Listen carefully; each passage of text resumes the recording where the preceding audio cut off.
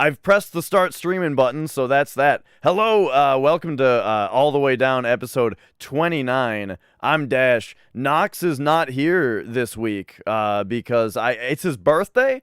So happy birthday, Knox. I guess he's like Happy birthday, Noxie. he's like drinking and playing Sea of Thieves or something. So instead of Knox, we have our first special guest on the show, and that is Popo. What's up? Also, coincidentally, also 29. So thank you for having me and Duck on in Knox's place. We'll represent 29 here.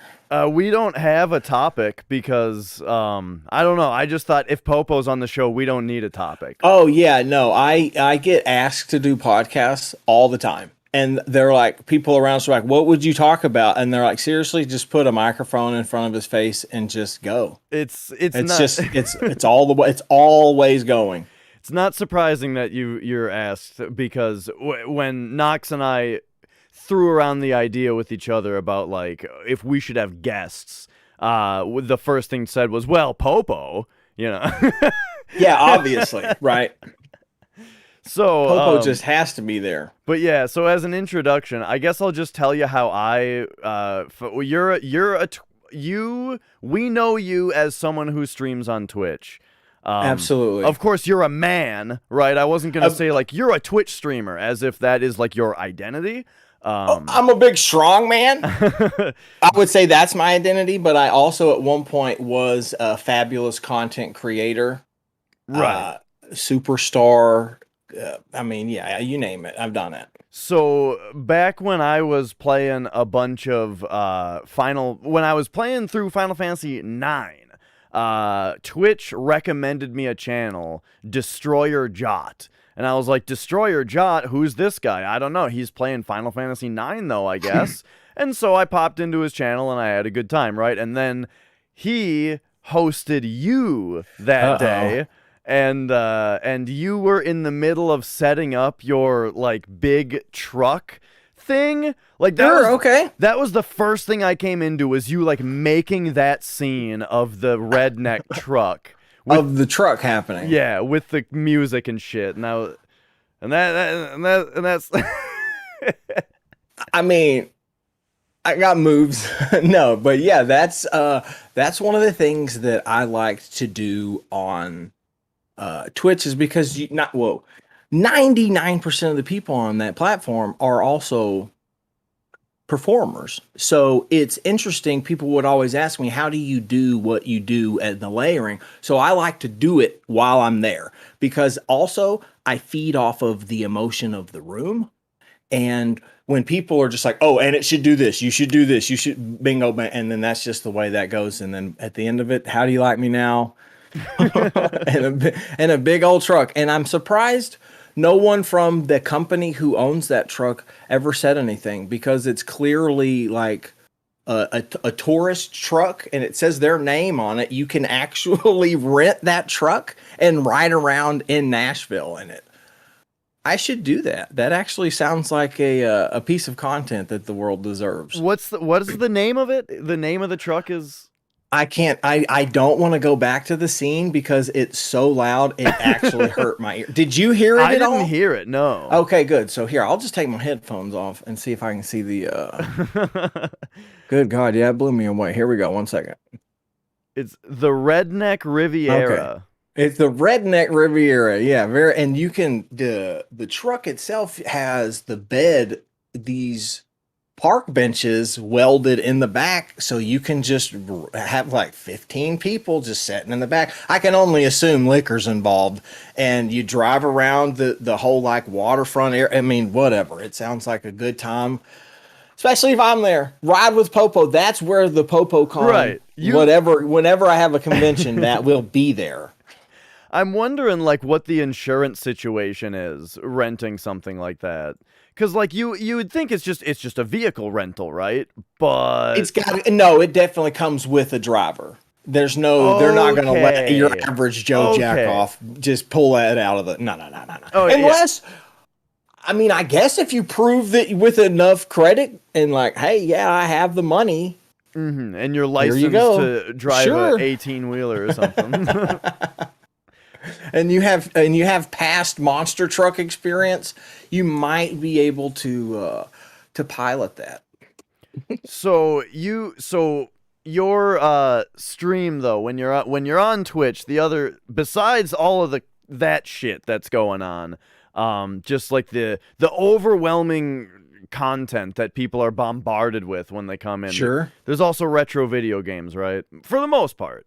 Sometimes For the most part, for sure. How did you get started? I'm 40.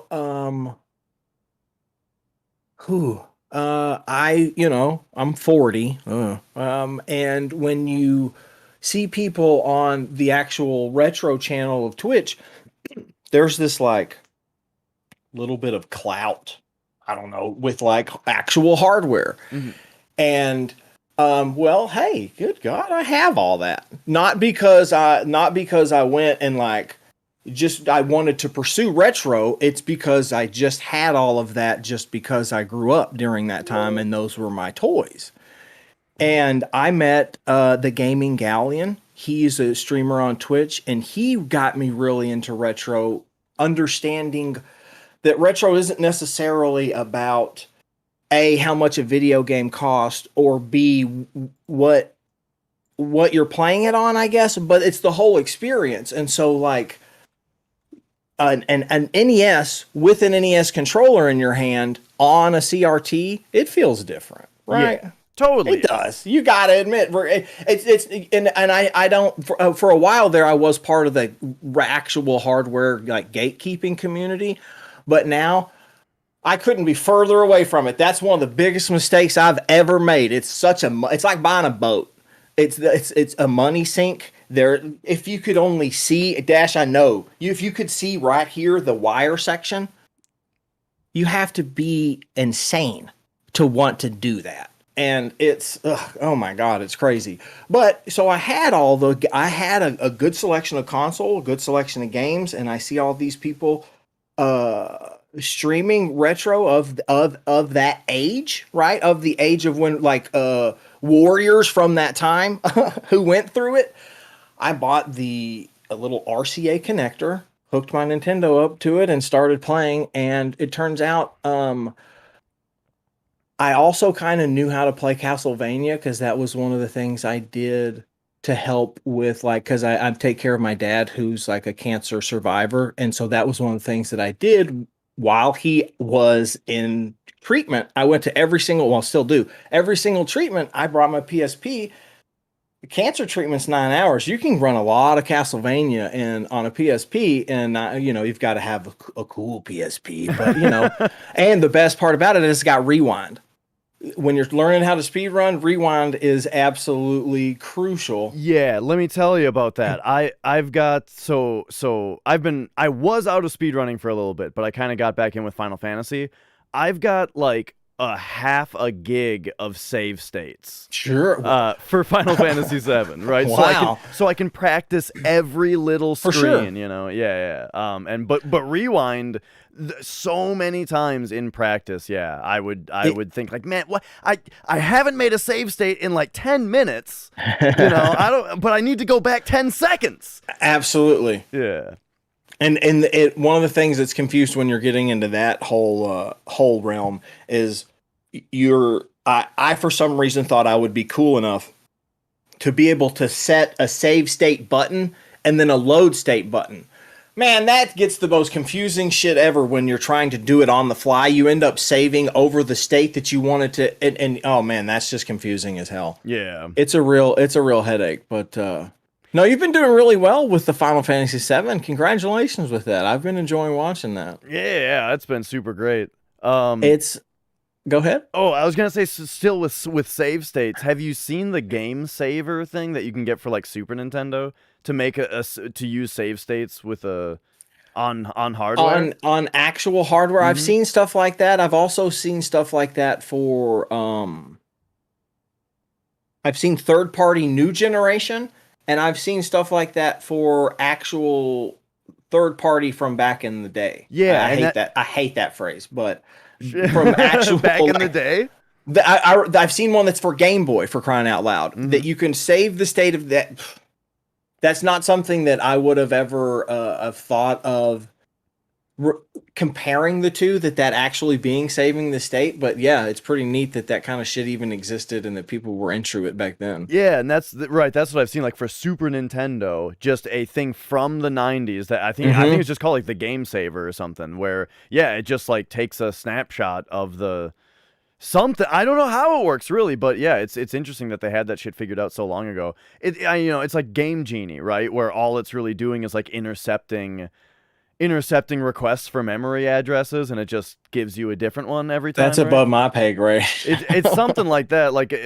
It's like the Game Genie is just looking for a certain memory value that the game is requesting, and the Game Genie like intercepts it and gives it a different one instead, right? That's fair. And so that's how. So basically, all you're doing is like you're putting in like whatever the memory address of your character's health is. And then 255 maybe is the max, right? And so it's just any time that the game tries to interact with that memory address, the Game Genie just says 255 every time. That's clever. That's mind-boggling. Yeah, it can only do like clever. 3 of them at once, though. But yeah. So anyway, I imagine the Game Saver does something similar to that. But anyway, so you got into Castlevania early on, speedrunning it. That was one of the first iterations of Popo and Duck, which my name back then was actually called the Hodor Nation. Okay, I've heard if that doesn't date Nation, right? What Nation and a username automatically puts you in this like dawn of the internet. Yeah. When I first started streaming on Twitch, at some point I think they took them away. At some point there was something called communities, and I remember one of them was Nintendo Nation that I was on. Yeah, beautiful. Yeah, very very dated. But that's one of the first iterations of the Hodor Nation was me actually speedrunning Castlevania, because that was right when the internet discovered I want to say the internet, right? Listen to me. When Arcus first became like what people understood the value in speedrunning as something that could be watched. Not only that it could be watched, that hell, it even existed, right? I'll admit, I didn't know that kind of level of play existed in real life. I always thought it was some sort of computer assisted save video making, because my first experience to something like that was the Super Mario 3 video. Yeah. Which was like, everybody was like, this is some kid, right? He's been practicing Mario from Japan. He's got no life. Yeah, this is hilarious because that was the first speedrun I ever saw also. Yeah, for sure. And you're just like, when I grew up, way back, right, getting hit was bad. If you got hit or took damage at all, you're the worst. Games, right? Yeah, you're the worst player. How dare you pass the controller to someone that's good? It doesn't matter how fast you were. Mm-hmm. It was, did you get hit? Yeah, that was such a big thing. And to some degree score also, but I feel like, okay, for sure. I feel like even when I was just getting into games on Nintendo, no one really cared about the score.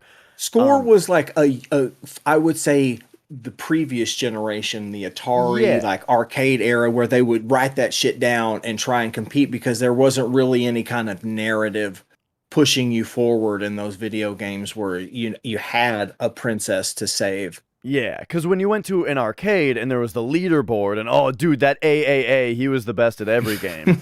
ASS.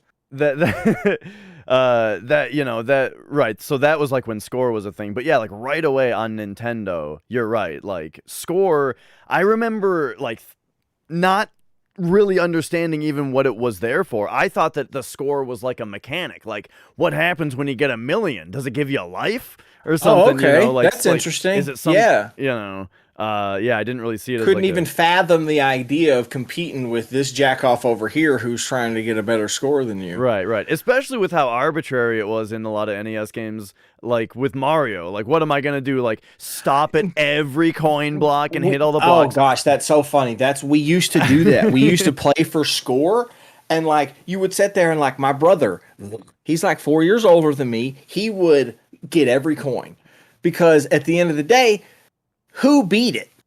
Well, no one would really beat it. So he was the guy in the back that was being like, well, y'all died, but my score was 28,000. And everybody's like, nobody cares. Can we start Mario over for crying out loud? Yeah.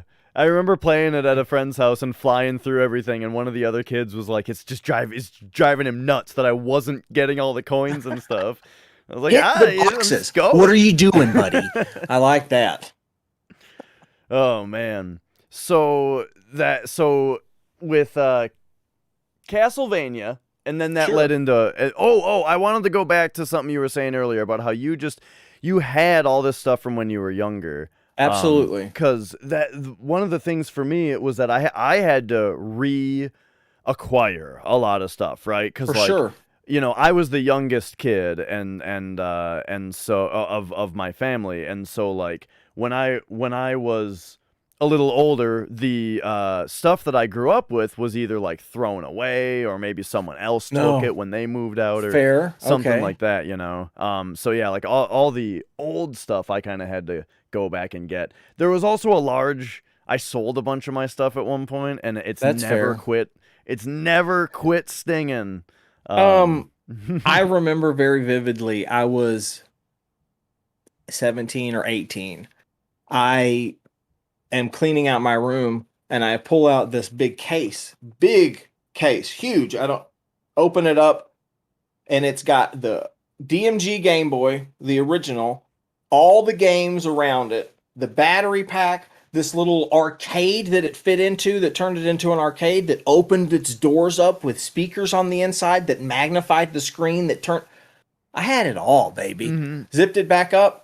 Into the trash bag. That's such a vivid memory that I have, that I was fucking too cool for school. Who needs this old dumbass Game Boy anyway? It's only got Pokemon on it. Who plays that anymore? I'm too fucking cool for Pokemon. Yeah. Said no one. Right, with Pokemon. Oh yeah, I remember I sold my Game Boy Color with Pokemon Red to another kid at school for like $15. That's a hell of a deal.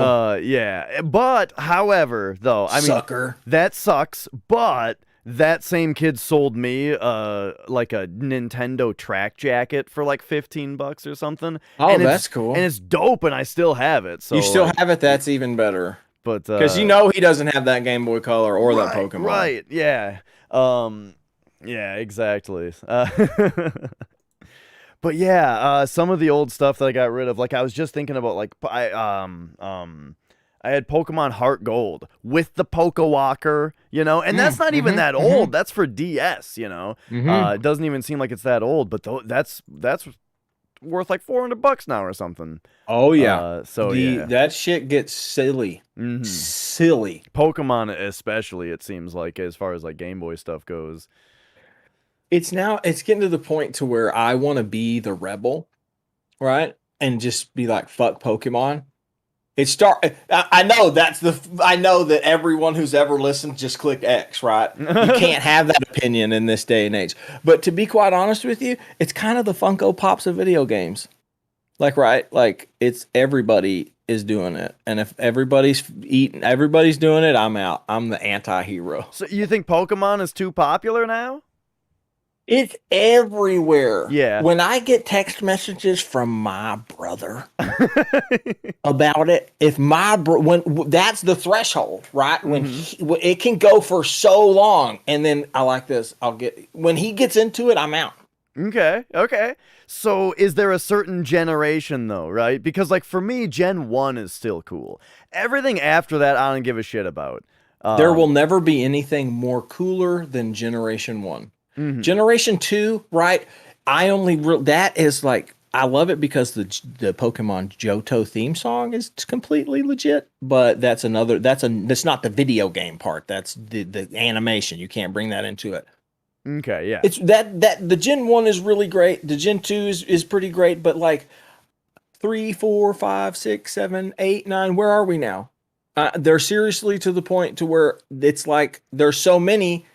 I wouldn't know if it's a Pokemon or something somebody drew Right, and was 'cause pretending for it to be a Pokemon. sure, and there's other similar things too, right? Like I remember my nephew was really into Yokai Watch.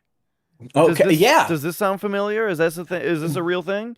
So, Popo and Duck actually comes from my character on Final Fantasy 14, and that's like the weebiest thing. I don't know if that's a word that's okay. Oh It's the yeah. weebiest thing that's ever existed. So Yokai Watch, also one of the weebiest things that's ever existed. They did a crossover event. And the whole world of Eorzea in Final Fantasy XIV is completely flooded with little baby ghosts and kittens and all sorts of all the crazy crap from Yokai Watch. Okay. Absolutely. Yeah. So right, and I guess my point is just that you know it could be Digimon from one or the could other. be anywhere. Right. Could be anything. Digimon, exactly. Yeah. Pokemon, man. Right. I've always just been stuck. Like I was into it when I was a kid, and then like Yu-Gi-Oh took over as being the cool thing. And I never went back to Pokemon except back to the one generation that I was into, which is now super nostalgic, you know. But yeah, Yu-Gi-Oh when I was in middle school was like that became the cool thing. I got onto the Yu-Gi-Oh train when it was on TV, but man, no. I actually was pretty loyal to Pokemon because everybody got into Yu-Gi-Oh because that's where like at the point where Pokemon started getting popular, I was 20.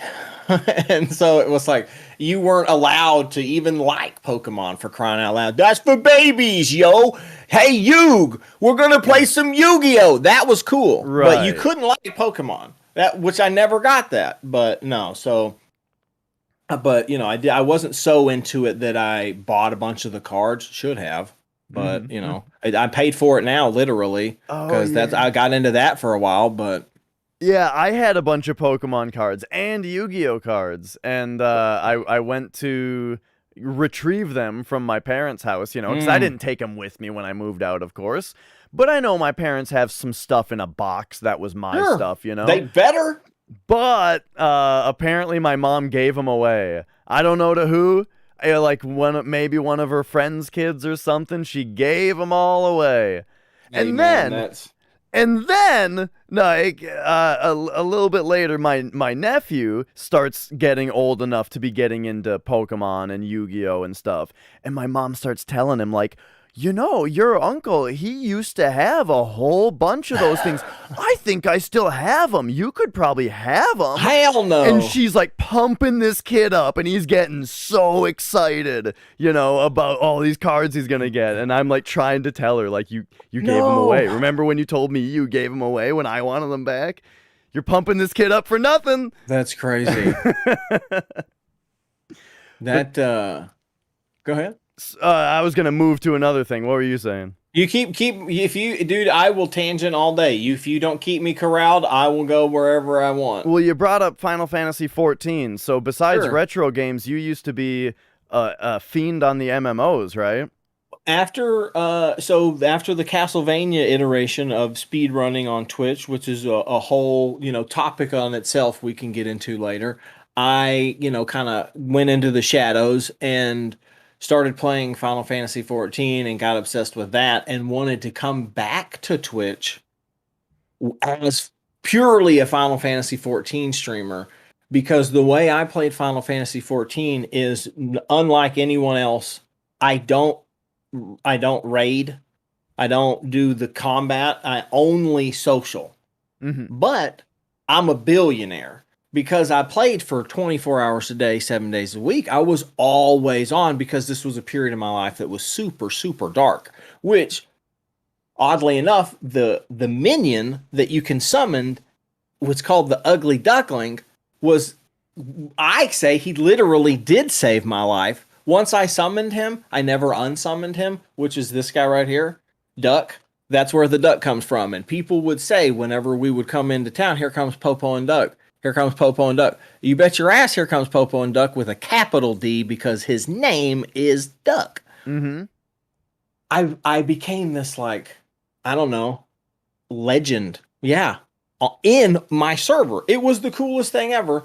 But, you know, it didn't really translate well to the online streaming effort because Right.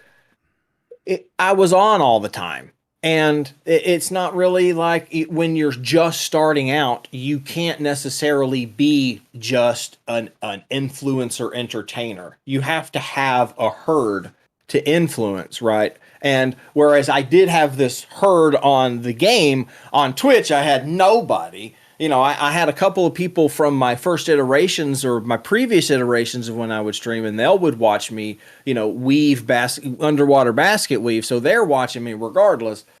But that's where the Popo and Duck comes from, and that was my last MMO, and quite honestly, the only MMO because it's such a fan service. It's so well made.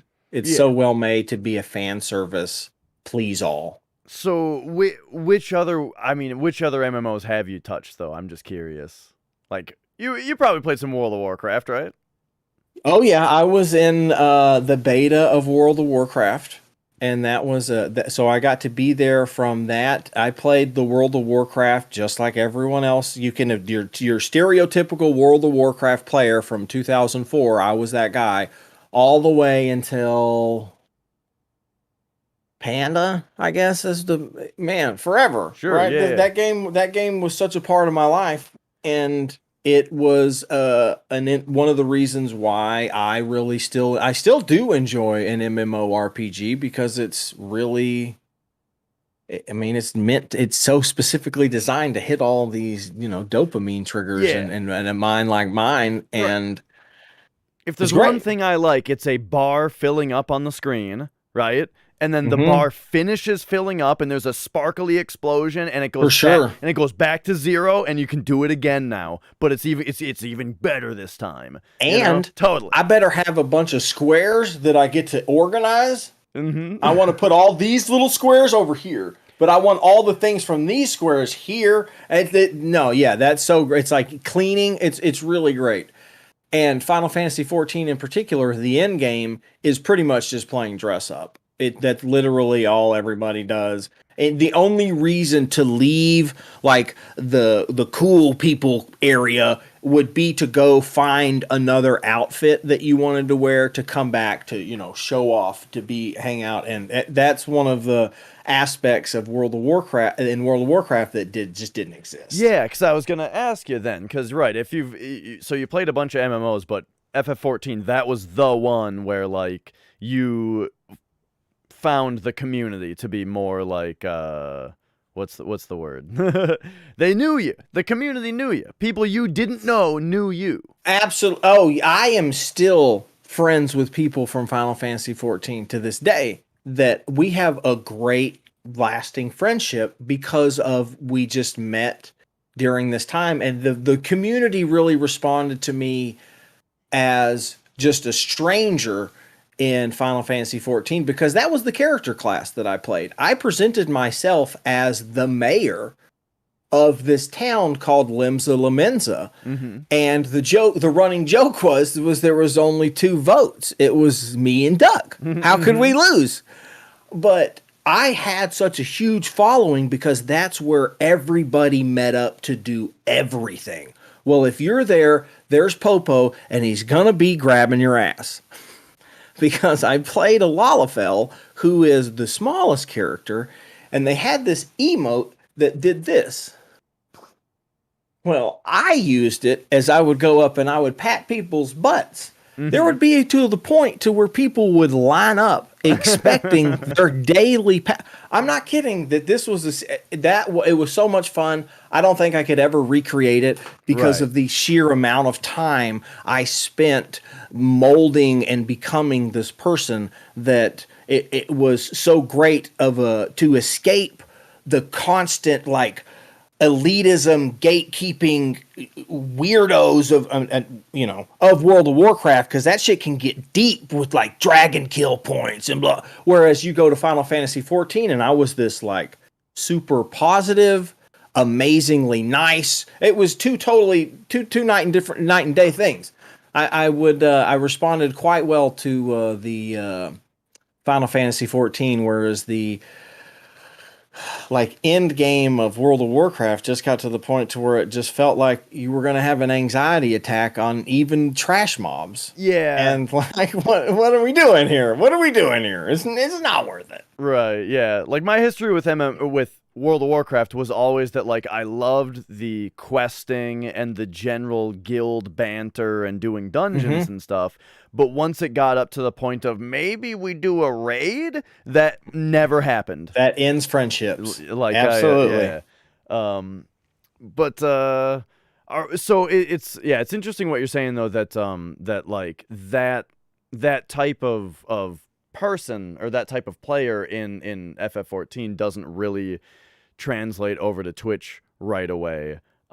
Which is kind of an interesting thing in general, the way that like whenever you see someone go over to Twitch who's from another thing, it seems like it's interesting how well it works for some people and not for others. I call it the 1% of 1% rule. Listen to me. I've been into this content creation long enough, because I started on YouTube forever ago, that I understand what you're getting at is how much participation are you going to get from a certain audience. That like you can have 1 million people that love you in Final Fantasy 14. They're not going to go to Twitch to watch you. Right. They're here to Final Fantasy 14 to watch you, dude. That's where I've come up with this 1% of 1%. 1% of your initial community will give you 1 click. 1% of that community will give you 2 clicks. 3 clicks is unheard of. Right. So that's where, and you being a streamer, also being someone who's trying to promote yourself, you understand where I'm coming from, that you can have this group that you're this emotional attachment to, and you're like, hey, can y'all click this?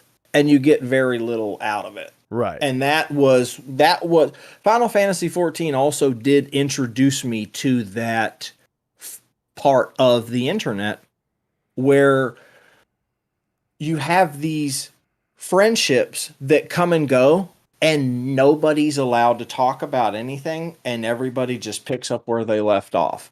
And that transcends to Twitch so greatly.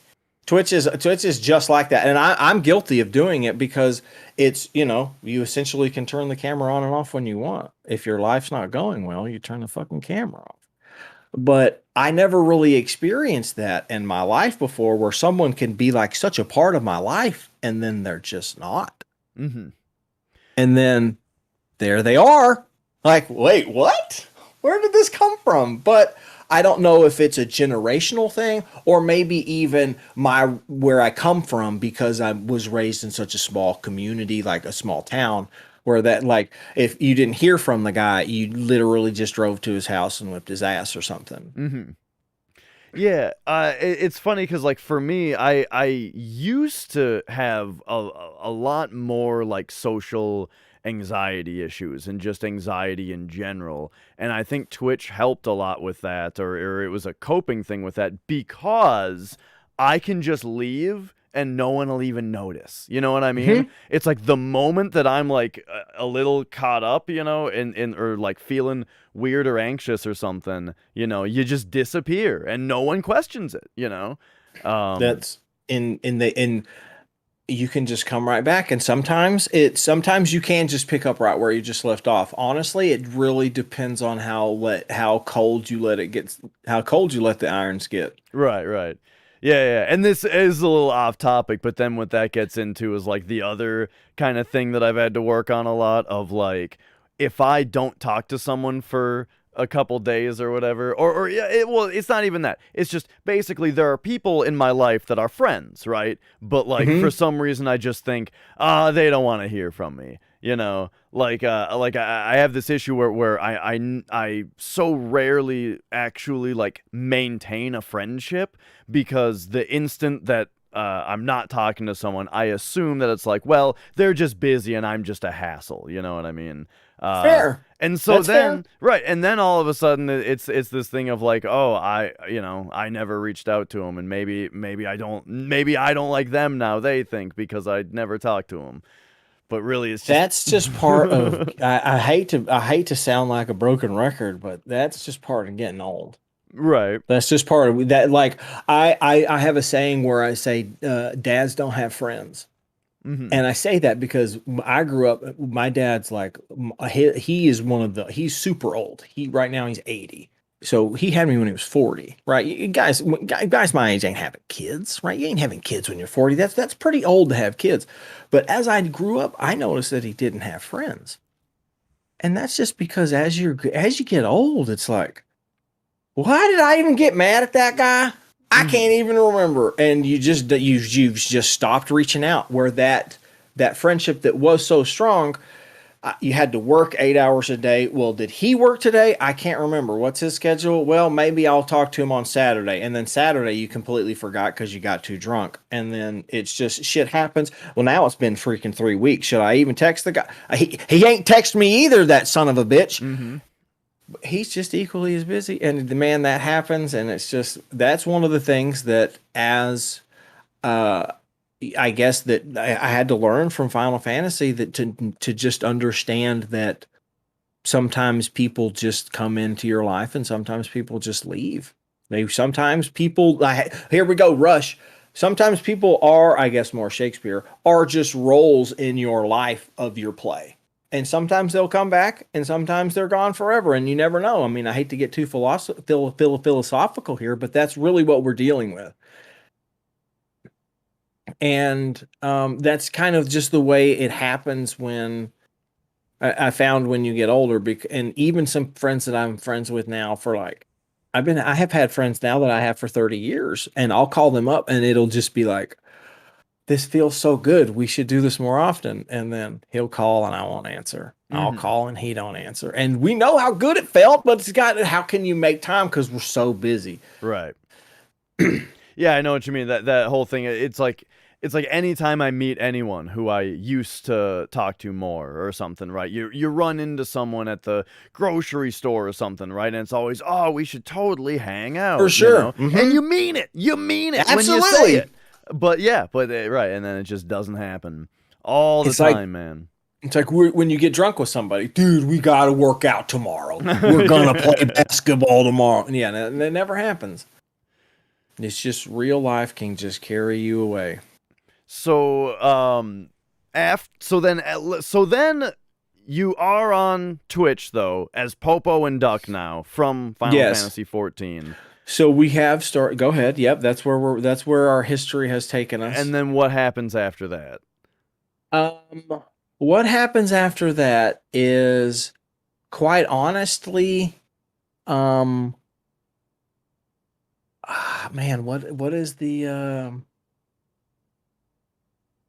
I start really taking it seriously.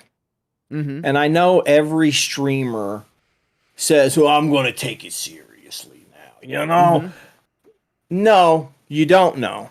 Because if you're taking it seriously and this is a topic you can touch on if you want or not, and you're a male, you're streaming 8 hours a day and you're interacting in 90 fucking discords for 8 hours a day. You're trying to be present in other people's lives because you want to be a part of their communities, if you're wanting to get viewers. And that is what I would consider, I'm going to try hard, right? You're doing this 7 days a week. It's 16, 18-hour days, 7 days a week. It never stops, because if you're not on and you're not pushing your fucking brand, this guy behind you sure the fuck is. I'll tell you that. And so about, what is it, January? It was January of some year. I can't remember. I started really trying hard and really started finding a connection in the retro category with people around or near my age that wanted to see video games played it from someone's viewpoint that was around at that point, I guess. I Yeah. mean, and then February happened, and I'm part of something that's called the Dirty Dozen, Right. where the gaming galleon, I mentioned him before, came to me and said, why don't we abandon, because his gaming collection is one of those that you see in like magazines. Mm-hmm. And he came and he's like, hey, we both got thousands of video games. Why don't we just abandon them all? And we're only going to play the 12 games I sent you on Nintendo a couple years back. And we'll just have a blast. Everybody will think we're fucking nuts. No cell phone games, no web games. If we're playing a video game, we're only on original hardware and it's only these 12 games. And that kind of caught on. And people really enjoyed watching it. And that's what took me out of like just a regular retro guy into having some numbers that could act, start to compete. And then I just started really finding who I was as what made me happy in streaming. And then I hooked my foot pedal up to my computer and I was able to, with my feet, command my stream, making cutaway scenes that I could react to while playing video games, which in my opinion is something that you don't see ever. Right. Because if you're ever going to see somebody on a stream, at least in my experience, if they're going to pull a trick on you, it's and then the trick happens. Like, well, dude, I saw you touch your mouse and then we all waited for it. Whereas I have the controller in my hand and then I can push a button with my foot. Scares the hell out of you, scares the hell out of me and everybody involved. It's not something you see. And then now everybody's like, well, what's happening here? And I started becoming this like 10:30 p.m. to 5-ish a.m.-ish like stoner community streamer, and that's where I stayed for a long time, and I've had my most success, and I really enjoyed doing that, and I feel like that's what I would enjoy. That's where I think I felt the happiest streaming was just being a guy who just got on and just played the video games he wanted to have fun. Right. And but you put work into it though, is the thing. No, there's no question. I definitely was work. Because when you talk about having a foot pedal hooked up and having like a joke, right, that you can cut to, you have to have the idea, first of all, and then you have to create a file, like a video file or something that OBS can read that is this thing that you want to play.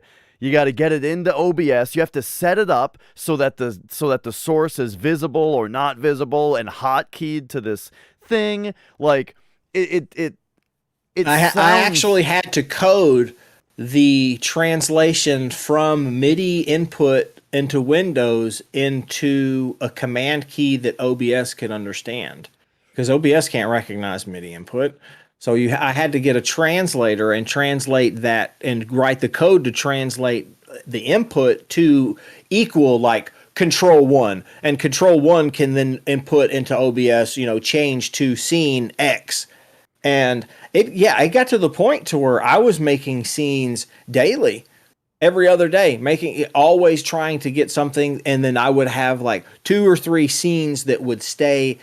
That was another experiment that I started doing, or an experiment I started doing during the late night was repeating. People love repeating.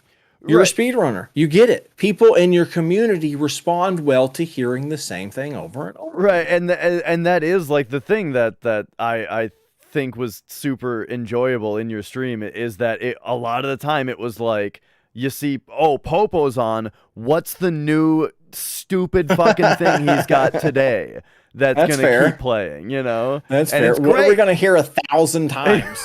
Right, and you look forward to it. It was pretty fun.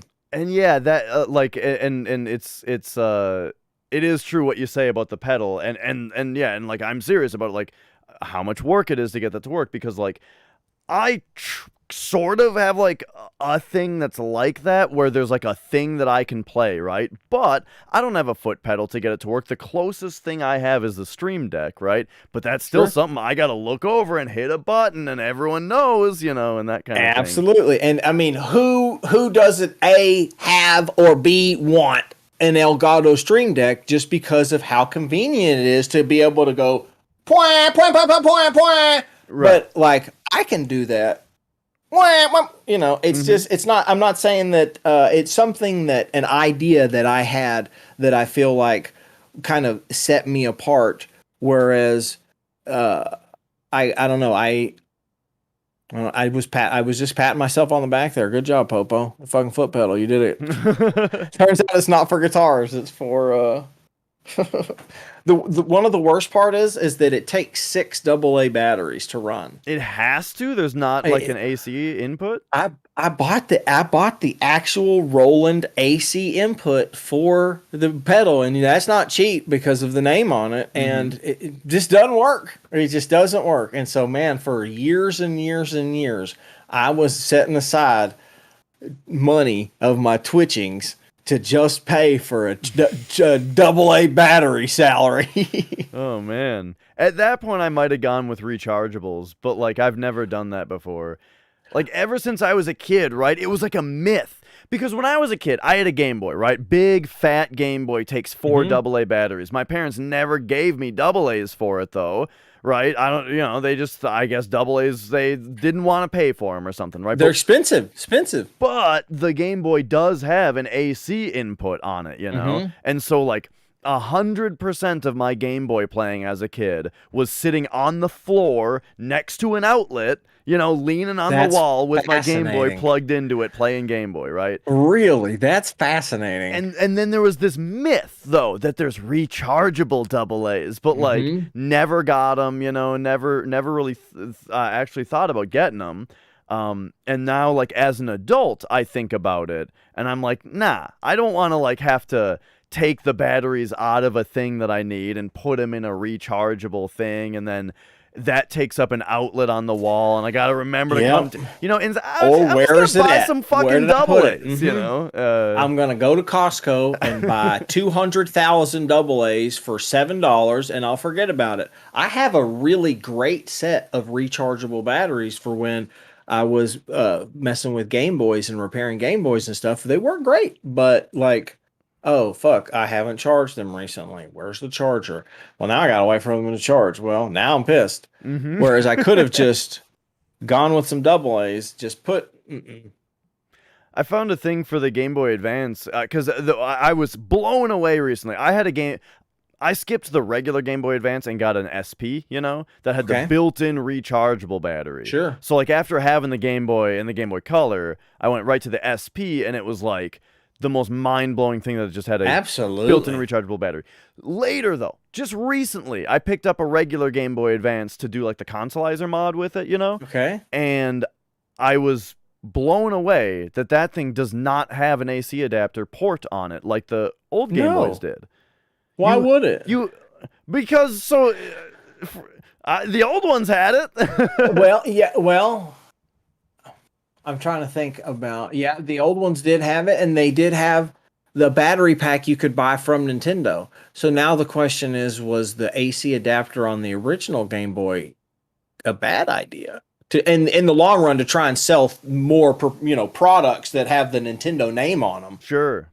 Yeah, and so I'm really glad you bring that up, because what I ended up finding was a Game Boy Advance. So it's like it's an AC adapter, but the end of it plugs into it's like the battery back, but it's got it's a battery pack, but it's not a battery pack. It's just like the contacts for to interface with the battery contacts, and it plugs into the wall, right?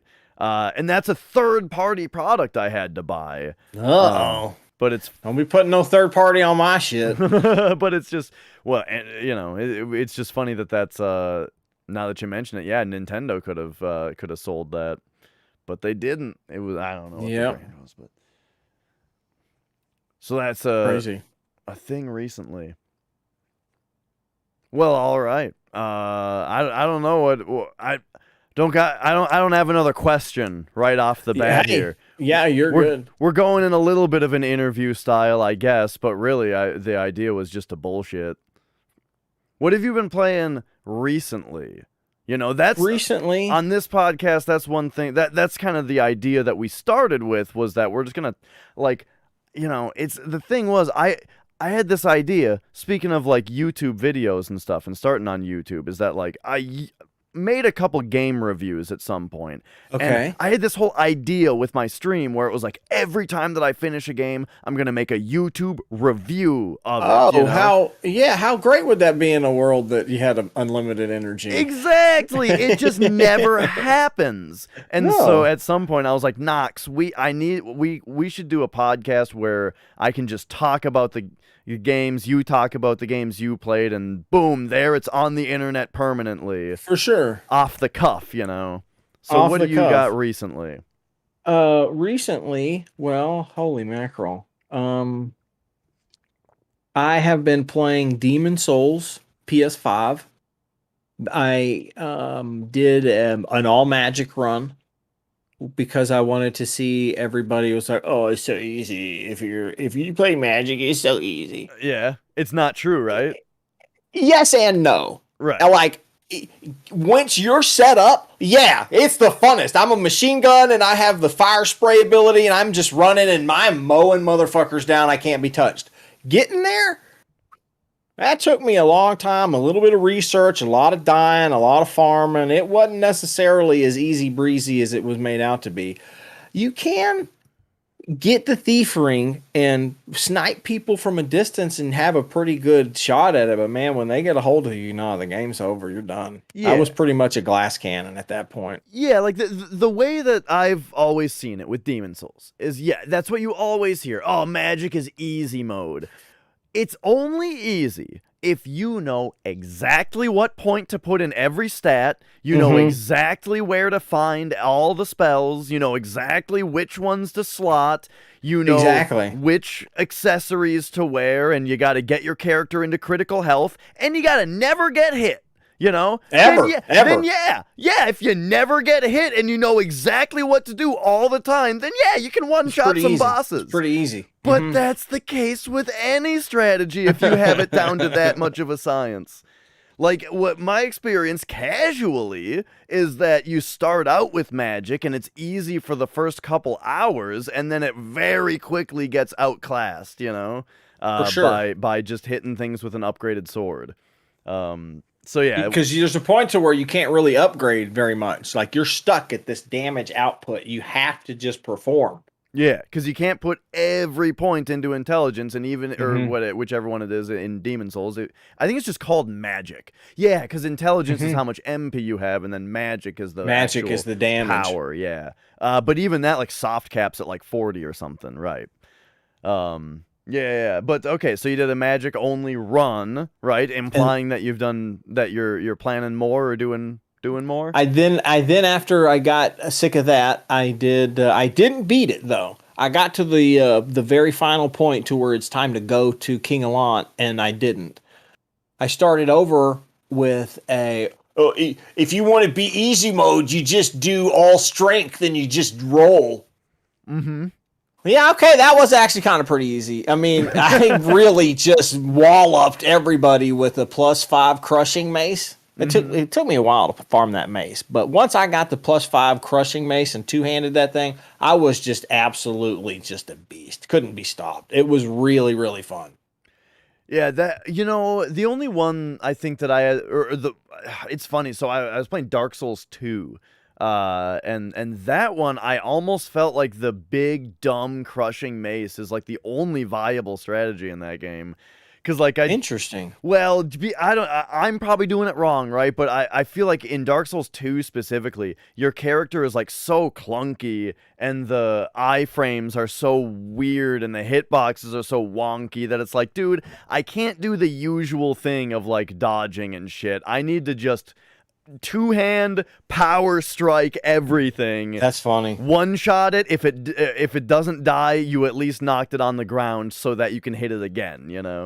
But yeah, I've got a buddy that recently called me and we were talking about. He was talking about Dark Souls 2, about how much he hates it. He's just like, I can't stand this game. It's not like the game I need to be. And, we're old. He's like, I need my game to be like Dark Souls 1. It's nothing like Dark Souls 1. I hate it. I haven't played Dark Souls 1, 2, or 3, so I'm pretty excited to play those. It's going to be fun. Right. I forget that you haven't done all of them. So you've played Demon Souls on PS3 and on PS5. And I started with Demon Souls on PS3 because everybody was like, if you're going to start the Souls series, start with Demon Souls.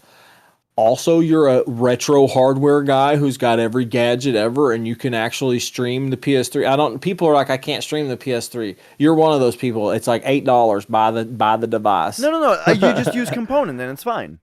Or that. Either way. And so some people are like, I can't stream off of it. I'm like, if the device is like $9, you've got all this billions of dollars of hardware and you don't have anyway. Yeah. So yeah, I'm one of the few people that had the HDMI capper or uncapper or whatever the crap it was. That was a hell of an experience because you've really got to be patient. And so I started with that, and then I actually beat that on stream, and then I started Dark Souls 1. But then that was in January, and at the end of January, the Dirty Dozen came. The Dirty Dozen 2. Right. The Dirty Dozen 2 came, and so I had to stop playing Dark Souls, and we never got back to Dark Souls. So I'm going to start playing Dark Souls 1 very soon. Excellent. And I'm going to do 1, 2, and then 3, then Bloodborne. Then, now, go ahead. Can I suggest that you play Dark Souls 1 and 2, and then Bloodborne? Because that's the release order. And then Dark Souls 3? Okay, that's fair. I can do that, because I've gone all the way up except in Bloodborne, except the last 2 bosses, the final boss of the expansion and then the final boss of the actual game. So I would love to play that game again. That game honestly is what got me back into the whole genre of the Souls genre, period. Yeah, that game is phenomenal. Love every minute of that. And I'm hoping that my little playing through of all of these games will lead me to February 1st, which is then the Dirty Dozen 4, which then February 25th, we got a big day coming out, and that's Elden Ring, and that's going to probably be... Oh, yeah. Popo recently. That's what I'll be playing for quite a while, as I'm sure everybody will be. Yeah. Hopefully we don't have a cyberpunk scenario on our hand. So, yeah, about that kind of topic is that, like, so one thing definitely as far as, like, Twitch stuff goes that I've found is at least this is in my experience, but the worst thing that I can do usually is to play a game the day it comes out. That's when absolutely there's just no one cares, or they want to be in the channel with 30,000 people yelling about it, which I understand. When you're talking about solely from a Twitch perspective? Yeah, playing a game the day it comes out is an absolute how to tank my average viewership. There's no question. Right. You can't compete with the people that are doing this professionally. Yeah. Because, like, I get it. If there's a new game, the day it comes out, there's so much, like, FOMO and excitement about it, right? That you want to be in the channel that's got 20,000 people all yelling, game sucks, it's a good time. Game sucks, bad game, no dev, stupid. Or, like, I have games that, regardless of who's streaming it, I won't watch it because I plan on playing it. Exactly. Yup. That's the other half of it. That's going to be what's kind of shitty come like March era when you're playing it. I don't know what I'm going to do there, but right. I think I would like to. I don't know. I'm able to watch streams and participate and not pay attention. But that's kind of a skill that has to be developed. So I'm going to have to redevelop that skill, but it's going to be interesting to see just how many people play it and what it's like, because I am still 0% spoiled about anything. Yeah. I haven't. In fact, George R.R. Martin released some Twitter post. I ain't even read that. Not interested. Don't care. And I want to see it all in my own eyes. Right. Yeah, totally. And right, exactly. That is the other half of it too, is that like the most dedicated people, especially like the people that are in kind of our friend group, are exactly those kind of people that are not into things being spoiled, right? And they're going to avoid something until they play it for themselves. And yeah, you run into that also. But yeah, and so that's the thing though, is that I say all this, but then it's like, but FromSoft is kind of a special case though, where it's like you gotta kind of just ignore it and just play it anyway. Because if I'm not playing it and I'm trying to do something else, you know, I'm just gonna be sitting there thinking about it, you know.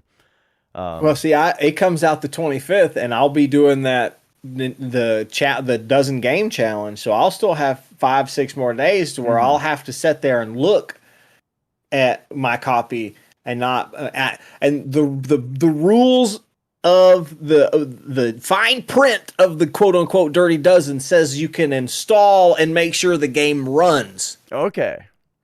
So I can at least put it on, install it, and make sure that it's ready to go. But I can't in any way play it or anything like that. So that's going to be a kind of interesting time to where I'm going to be present online, digitally, having to actively like bounce.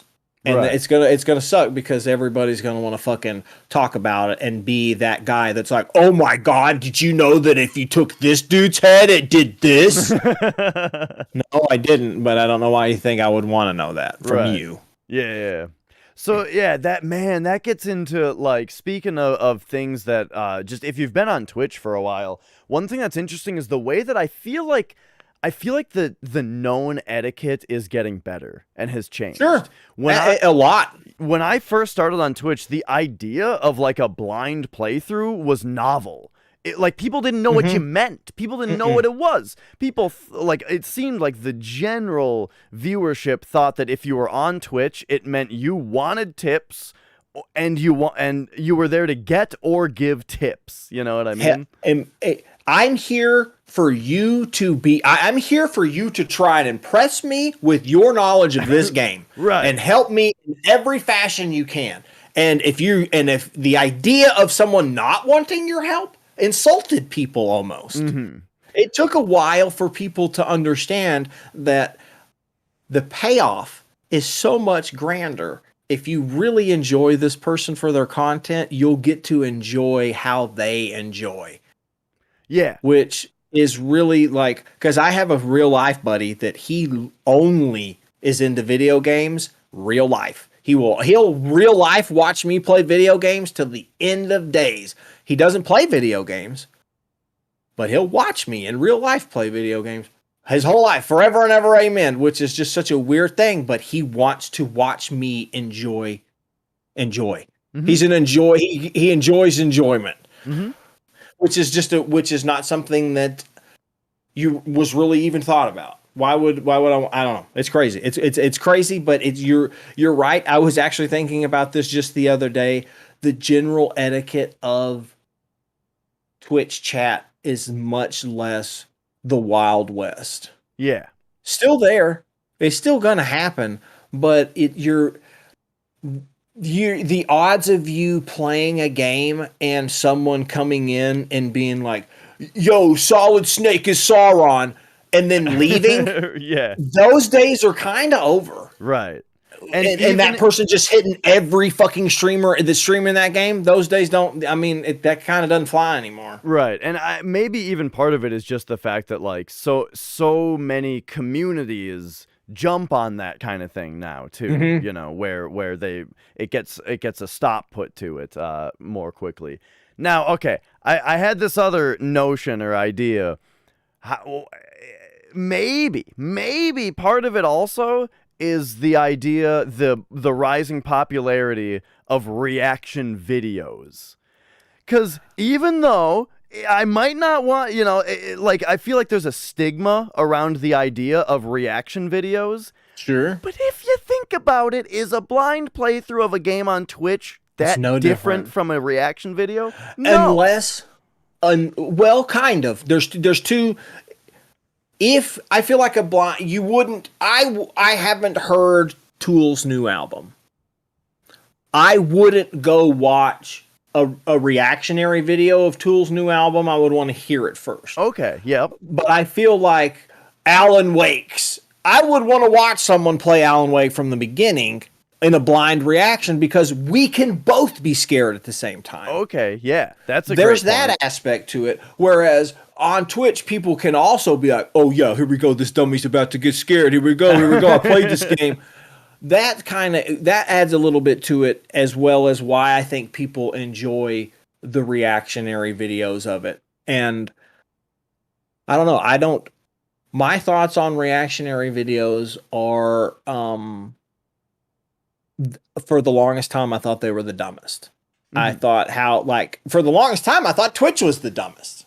Why would I want to spend my free time watching somebody else play video games? That's silly. Yeah. I mean, like, don't be silly, right? I'll just play the game. But I find myself quite frequently on TikTok watching people watch TikTok. That's all it is watching other people watch TikTok. And so now I think the reactionary thing, it invokes, it's a way for biologically a human to invoke emotion in less than 7 seconds. Watch someone else react to it. Mm-hmm. If you watch someone else cry, what is your instinct? Right. Well, yeah, I'm sad too, puppy. Mm-hmm. Mm-hmm. So yeah, I've definitely I've come around to the reactionary video, and I mean, I would say that I'm even a reactionary streamer because of just how over the top I can be. I think it's a really good point you brought up, though, the distinction between if it's your first time also. Oh, that really only works in a live environment is maybe what I would say is like the difference. Yeah. Where it's like if there's something that you really enjoyed, and hey, you want to vicariously feel that again, you can get that through a reaction video kind of thing. But yeah, the idea of like of Twitch is a lot different, where it's like you see there's just someone that you like. Oh, they're playing this game you've never played before. That's interesting, right? You want to go check it out. And I guess for me, what it is I want to, if I'm jumping in and learning about the game, basically by watching someone play it, I want to learn from someone who is also learning the game by playing it, right? Okay. Versus someone who's being told what to do the whole time, Yeah, that's fair. But yeah, you're right though that it's right. It's different. It is different on the two platforms. But TikTok, so you're on. So I haven't really looked into TikTok at all. I hate it. Yeah. I hate that I downloaded it. I got suckered into downloading it by a buddy of mine, and it's written and made by some of the smartest minds that have ever lived to get you to be on it all the time. I also have this creepy like conspiracy theory that I honestly think that TikTok can watch my face and see how I react, because it's super, super good about knowing when I'm crying and then giving me something to make me laugh. And then I completely forget why I was crying 2 seconds ago because I'm laughing. It can be a super positive thing if you let it be a super positive thing. What you interact with is the content you watch. That's a very novel idea because it doesn't necessarily work that way on Twitch. You go seek on Twitch, whereas TikTok, you're forced to watch the content, kind of. And what you react with is what you're presented with. So when you click the heart on someone showing their feet, well, you're going to get a bunch of feet for the next like 30 days. And if you mistakenly, when you first get that app, like some dummies are tapping on butts, boobs, and feet, that's all your TikTok's going to be, and your TikTok experience is going to be terrible. Okay. But if you're clicking on like abuse recovery or addiction recovery or ADHD, man, there are some super knowledgeable people out there giving you therapist level advice for free in 3 minutes. And the communities on there are huge and stuff like that. But then it's so easy to just be thrown a bone of like a foot or something, and then there it is, and you're just back to where you started. And it's really, really hard to be that diligent during your free time content experience, if I can say that. I don't know.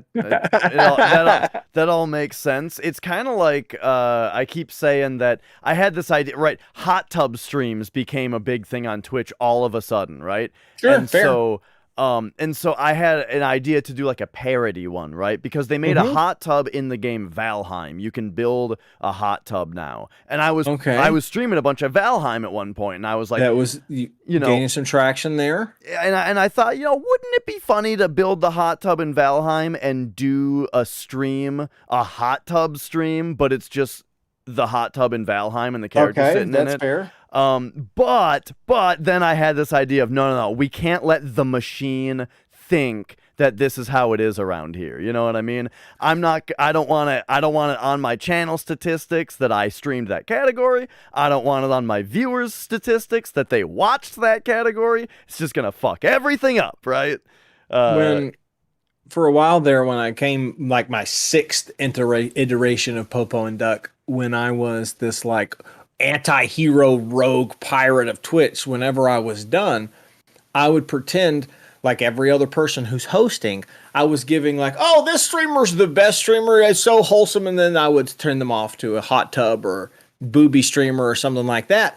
And I would get DMs daily being like, you piece of crap, you have ruined my recommended channels, because all it is now is titty streamers. And man, I was doing that every night, sending people off, even people getting subs because they would like hang out in my channel and go to sleep, and then they're just left in the stream. Man, then I realized exactly what you said there.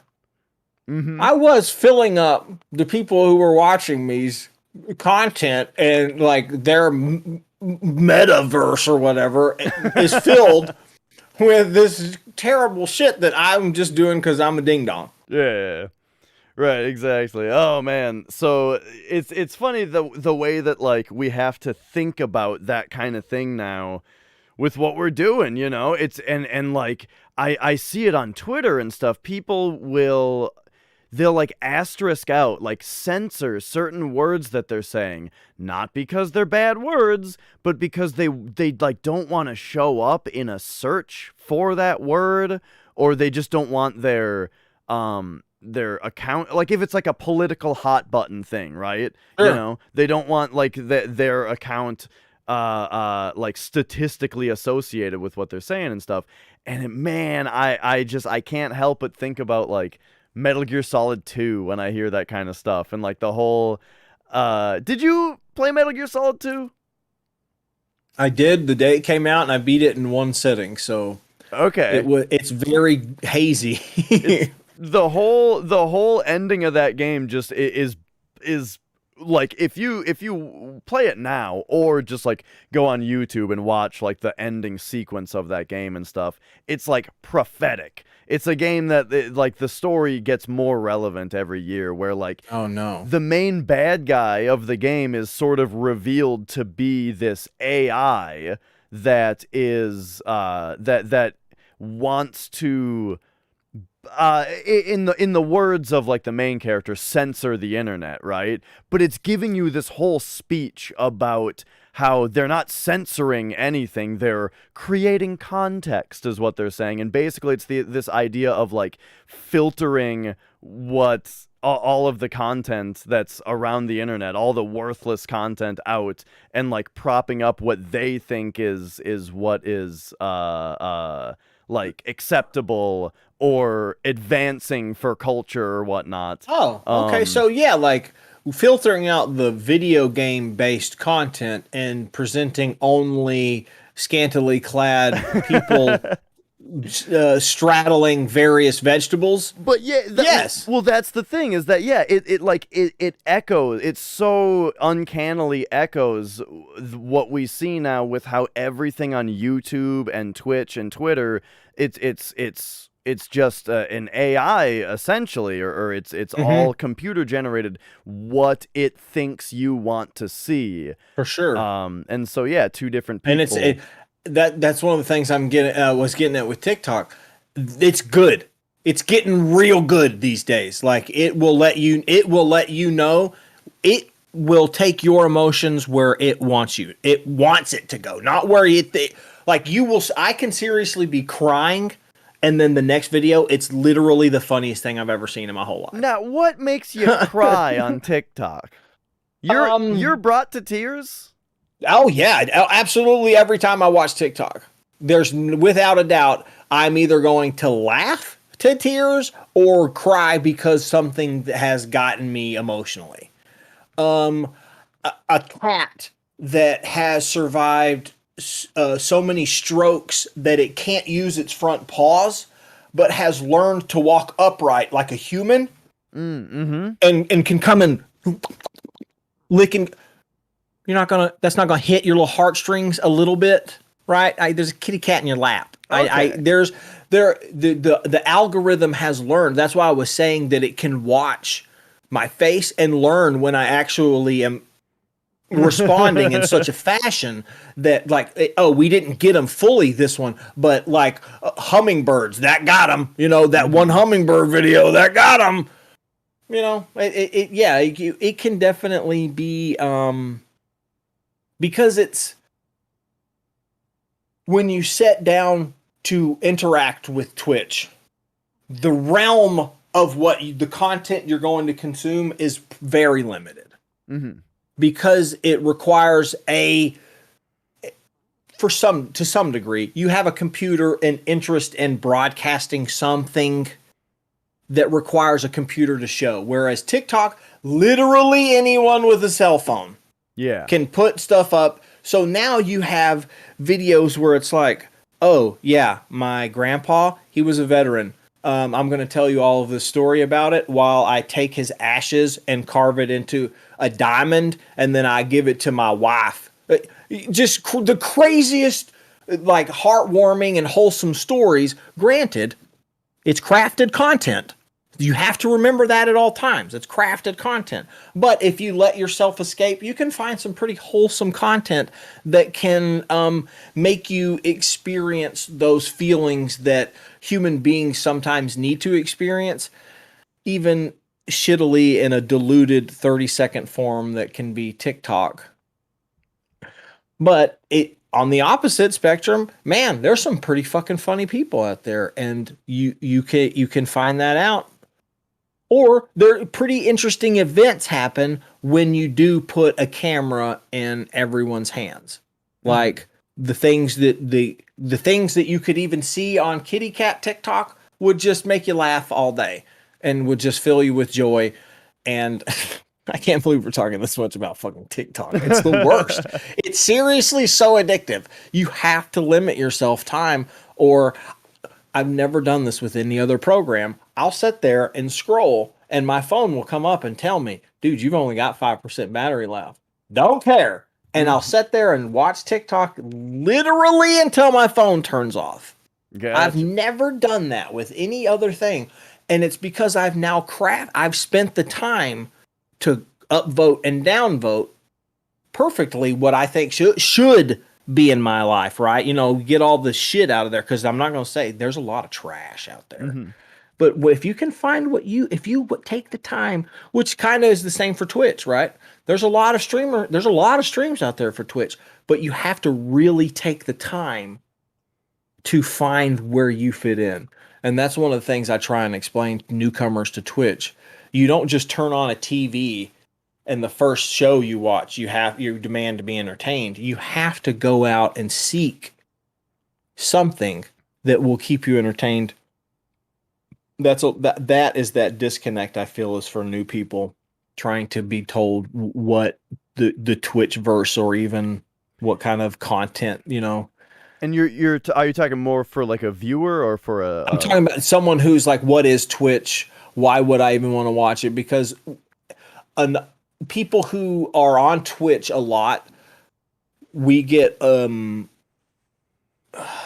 we escape the fact that there's there's a real world. Yeah. And in our mind, Twitch is all there is, and everyone on fucking Earth uses Twitch at all times. Yeah. No, it's absolutely true. It's very weird when you go outside and you talk to a human and there is a 0% chance that they've heard of Twitch.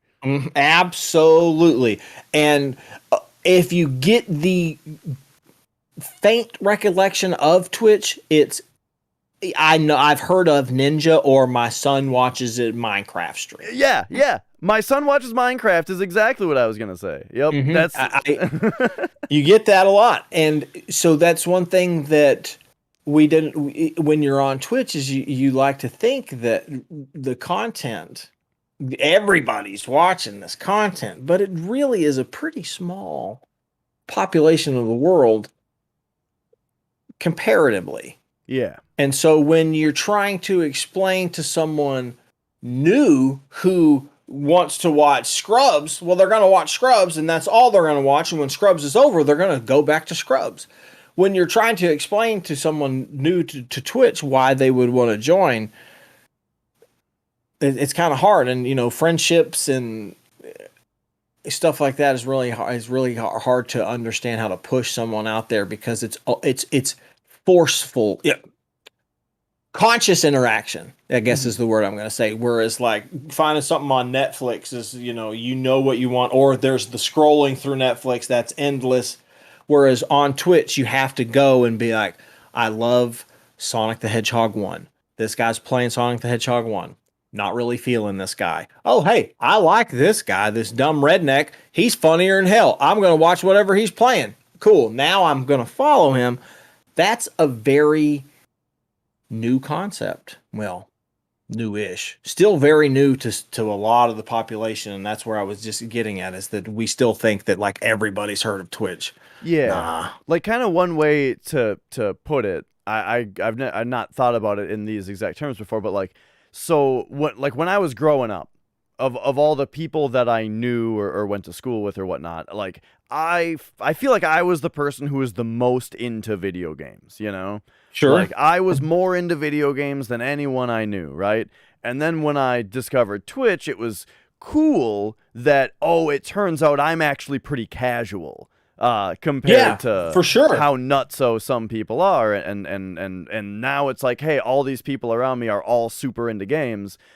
But I gotta remember that, like, every one of these people is just me in their school.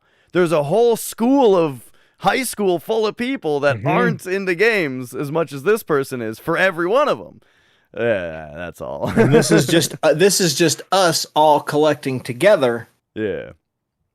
Yeah, which is one of the I always considered Twitch to be, and it's still quite prevalent. This holds true, I guess, even more so now, is that Twitch is a non-stop anime convention. If you've ever been to an anime convention, I guess you could just say convention, but I pretty much use anime convention because for a while I was a big time cosplayer. Mm-hmm. But you don't go to an anime convention and find people there that are like anti what you're about. Yeah. Everyone there all has a string of unity together that has brought them here, and they're cool with it, and everyone is automatically kind of friends with each other. Mm-hmm. You're not gonna, when you won't have any hostility between people. Everybody's already kind of knows one another, and you can just casually walk up and just talk to anyone and have a good time.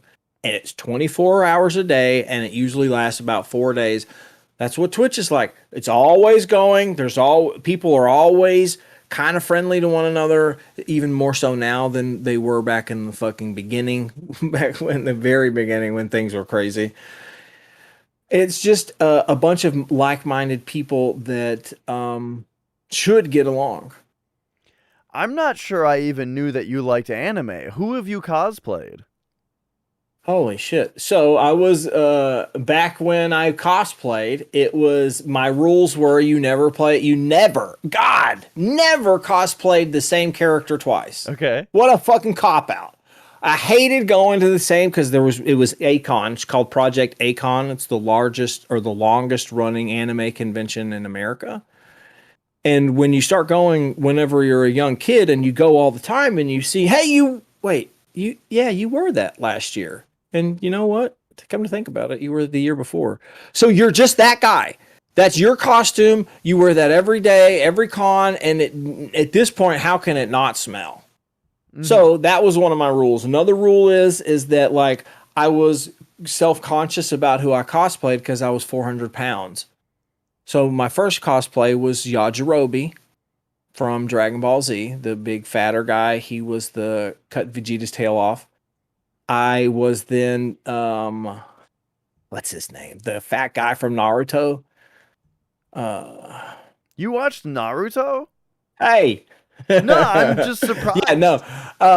That was right when it first came out. Not only did I watch Naruto, we were super obsessed with the Naruto fighting game on GameCube. That was like our fucking jam, bro. What's it called? Was it Naruto Shippuden or something like that? Which I can only imagine is worth $1 trillion at this point. But yeah, anything on GameCube really has insane value at this point. But yeah, no, it was. What's that dude's name? The big guy.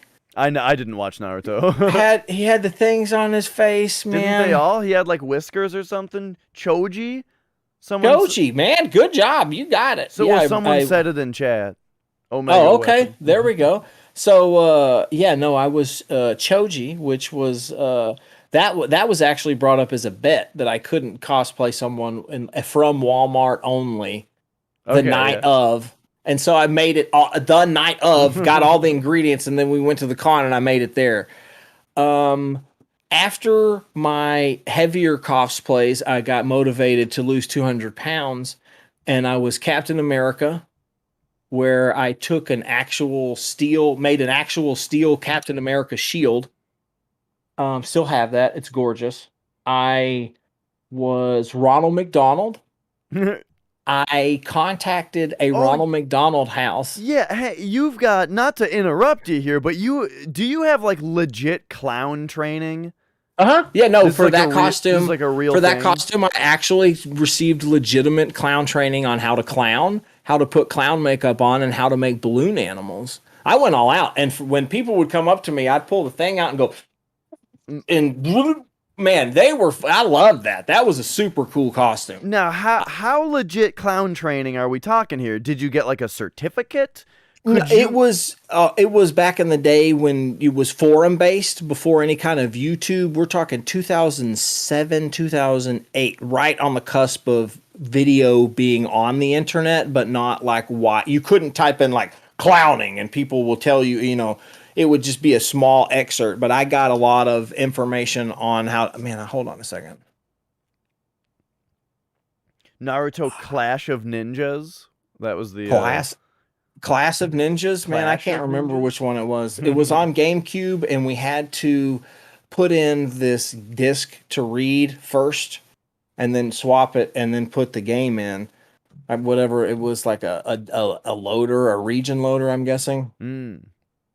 Oh, after Ronald, because it's probably from Japan. I'm guessing. It wasn't my GameCube. It was the house party's responsibility, the house owner. Interesting.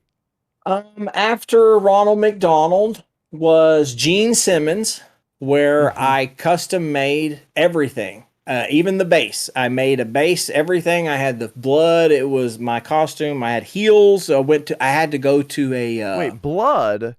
Oh, Gene Simmons. The bass from Kiss. Yeah, I was thinking Richard Simmons. Richard Simmons. Yeah, yes. No. I have a coaster around here somewhere where someone took my picture and made a coaster of it. But no, I made a bass guitar. I went to a stripper outlet and bought stripper boots and made the platform stripper boots into my that was a really good costume.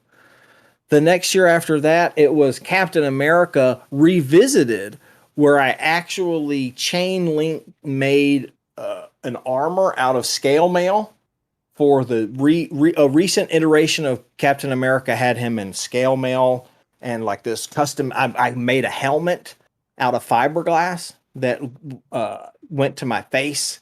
It was a pretty cool little Captain America costume. After that was Zap Brannigan. Mm-hmm. Zap Brannigan was definitely my favorite and most well received because, as you find out, like with most costumes, the more skin you show, the more attention you get. And I was showing quite a bit of skin. And man, at midnight on an anime convention on Saturday night, those ladies' hands, they'll get grabby. I'll tell you that much.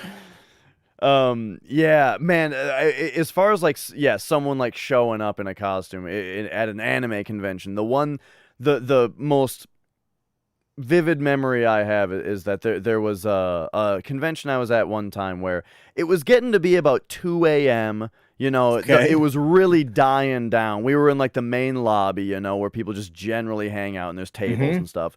Kind of dying out, you know, everyone's kind of barely kind of staying awake. Like maybe we should go to bed, but I don't know, you know, everyone's just a little bit trying more, to man. give me another Red Bull or whatever, you know.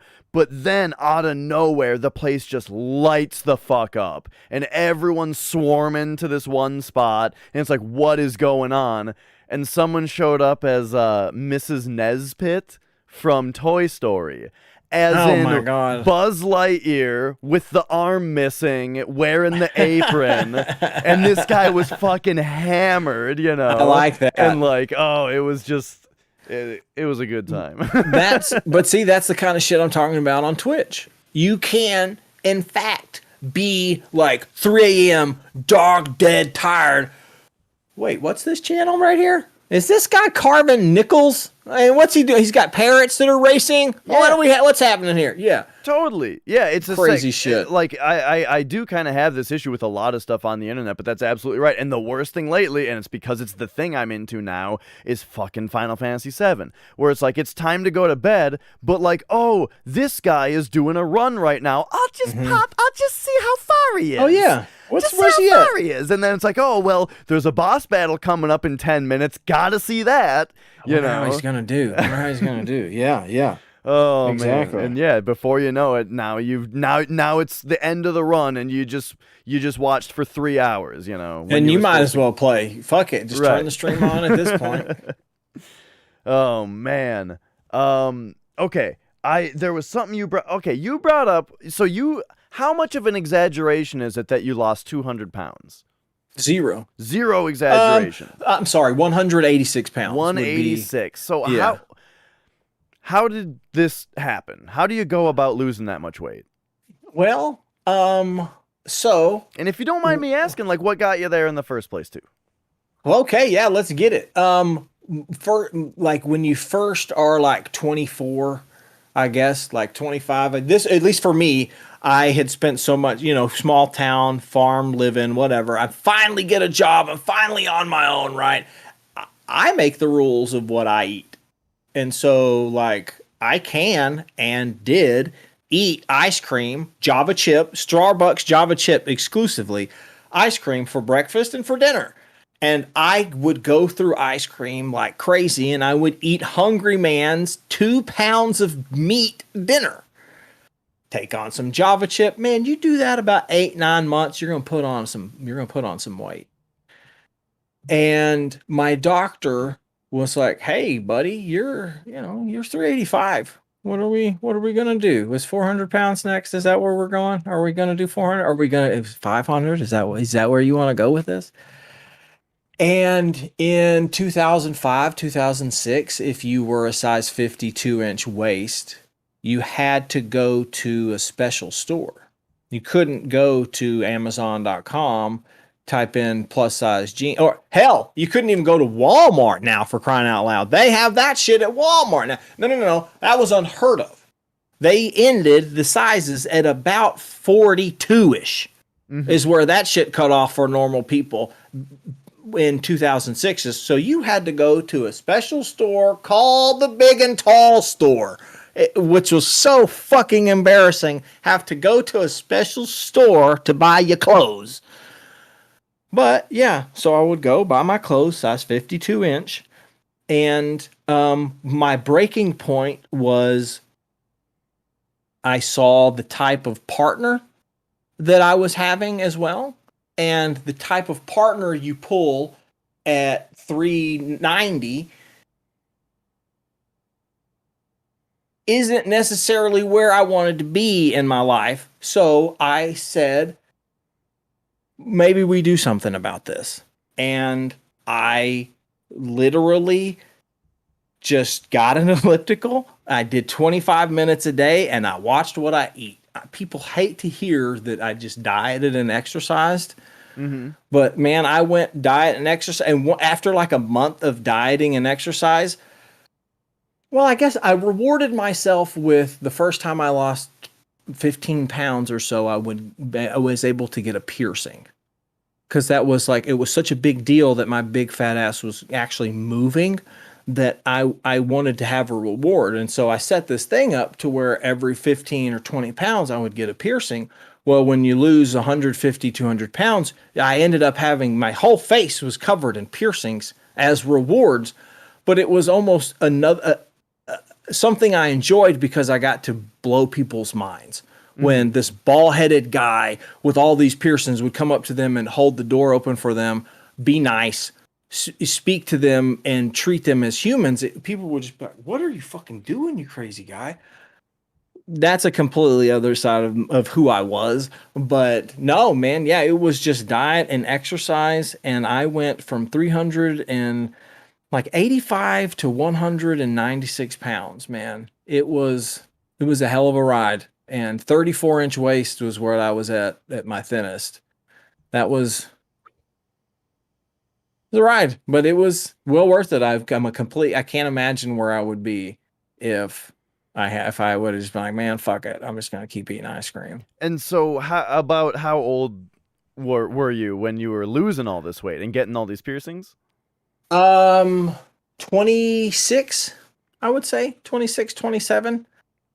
And then 26, 27, 28, I would say is when I was, that's perfect. Yeah. 28. I went to my 10-year high school reunion, and this girl that I've always wanted to, was in love with forever and ever. She was just like, and you are, oh, you're fat ass. Hey, how are you? And then, we fell for each other, and that was just the best thing that ever happened. Mm-hmm. So the reason I was asking about the age thing was just because I was gonna ask, like, so where'd all the piercings go? But yeah, her, yeah. She was like, hey, you're a grown up. Why don't you take some of those piercings out? You're a fucking grown up. Yes, ma'am. Yes, ma'am. Whatever you say. Whatever you say, sweetheart. Yeah, that's. I only have one face piercing that I got a long time ago, and honestly, 99% of days I don't even really think about the fact that it's there. Like, I just forgot about it basically. It got to be part of who I was. Like a person, having my piercings was a personality trait because I'd have to wake up and spend so much time cleaning and maintaining and making sure everything was clean, or else, when you've got barbells that go underneath your entire eyebrow, you have to keep. Those ended up actually getting rejected. So imagine that. But it's like, you mean like bodily rejection? Yes. Yeah. And like one of them, I actually pulled so hard it yanked out quite a bit, and it didn't go all the way. But that was another reason why it was time for those to go. But she opened my eyes to the fact that maybe you didn't necessarily need all of these reward piercings, and like, okay, I get it. I'm growing up. We're cool. I was in Austin. That was the thing too. It was not cool to have the piercings during that time in Austin, which like 2 years earlier, that was the thing. It was hard to keep up. It was hard to keep up. And so, but you were saying too, though, that there was like a bit of a certain sense of pleasure that you got from like, you were talking about surprising people. just by Absolutely. looking a certain way but acting like they would expect like, oh, the scary guy, right? But he's this but guy's he's being, definitely not going to help me with my groceries. right. Yeah. Definitely.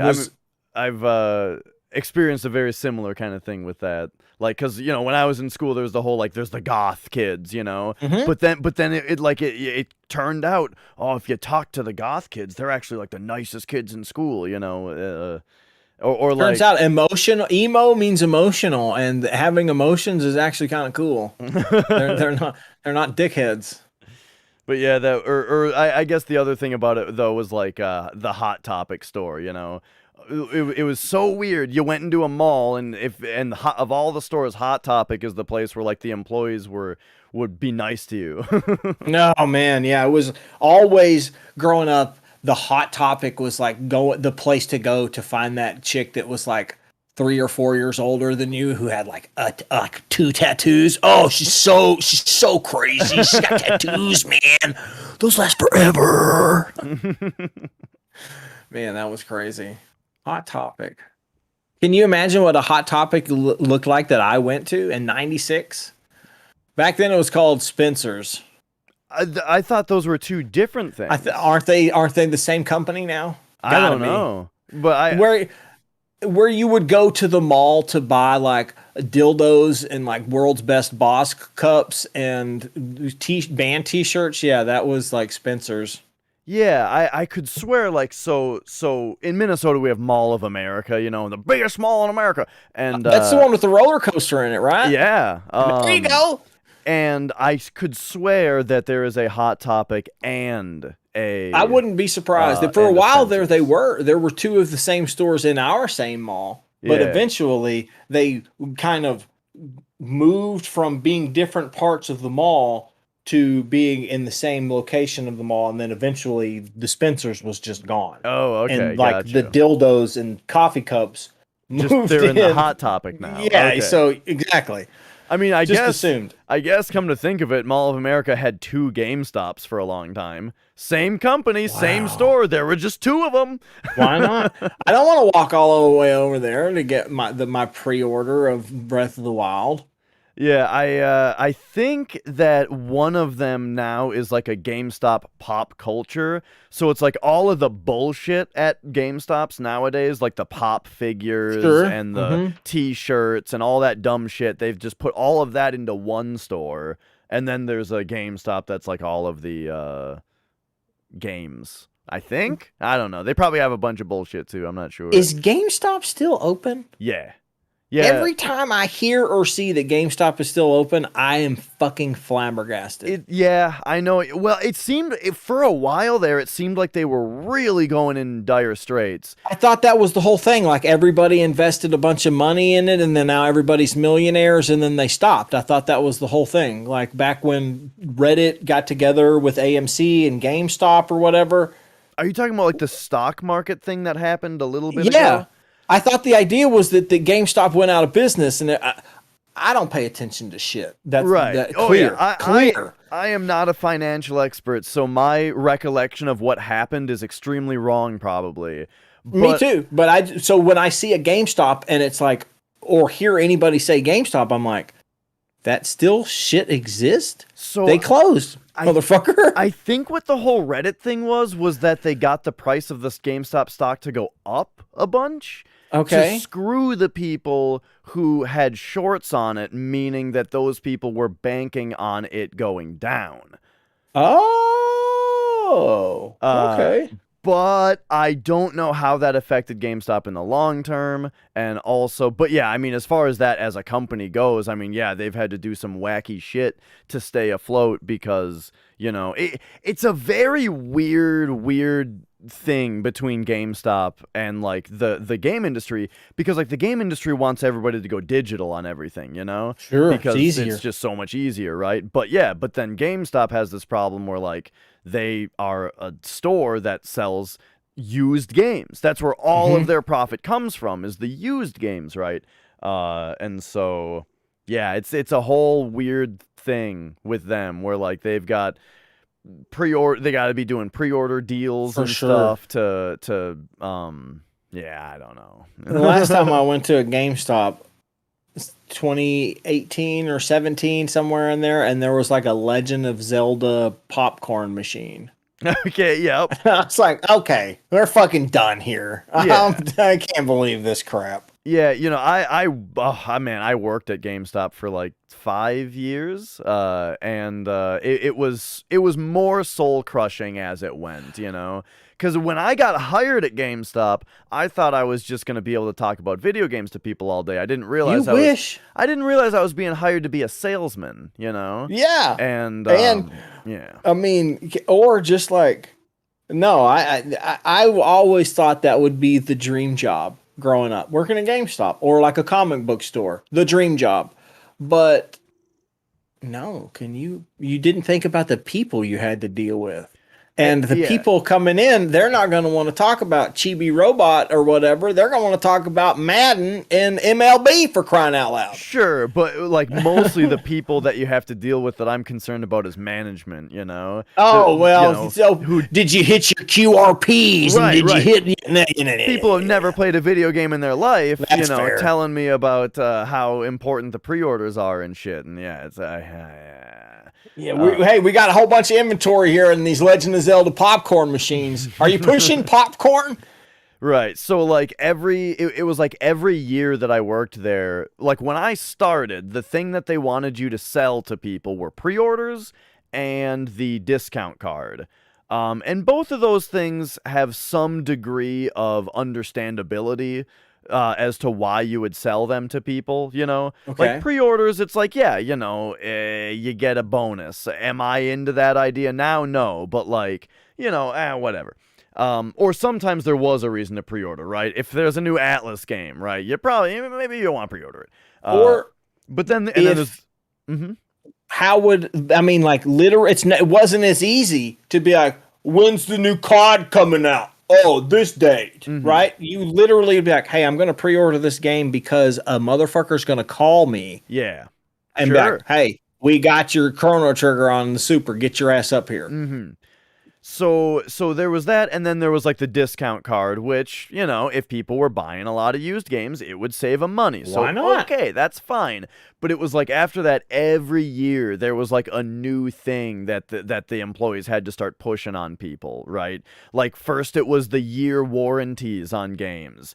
For $3 you can get a year warranty on your disc. Got to sell a percentage of those now.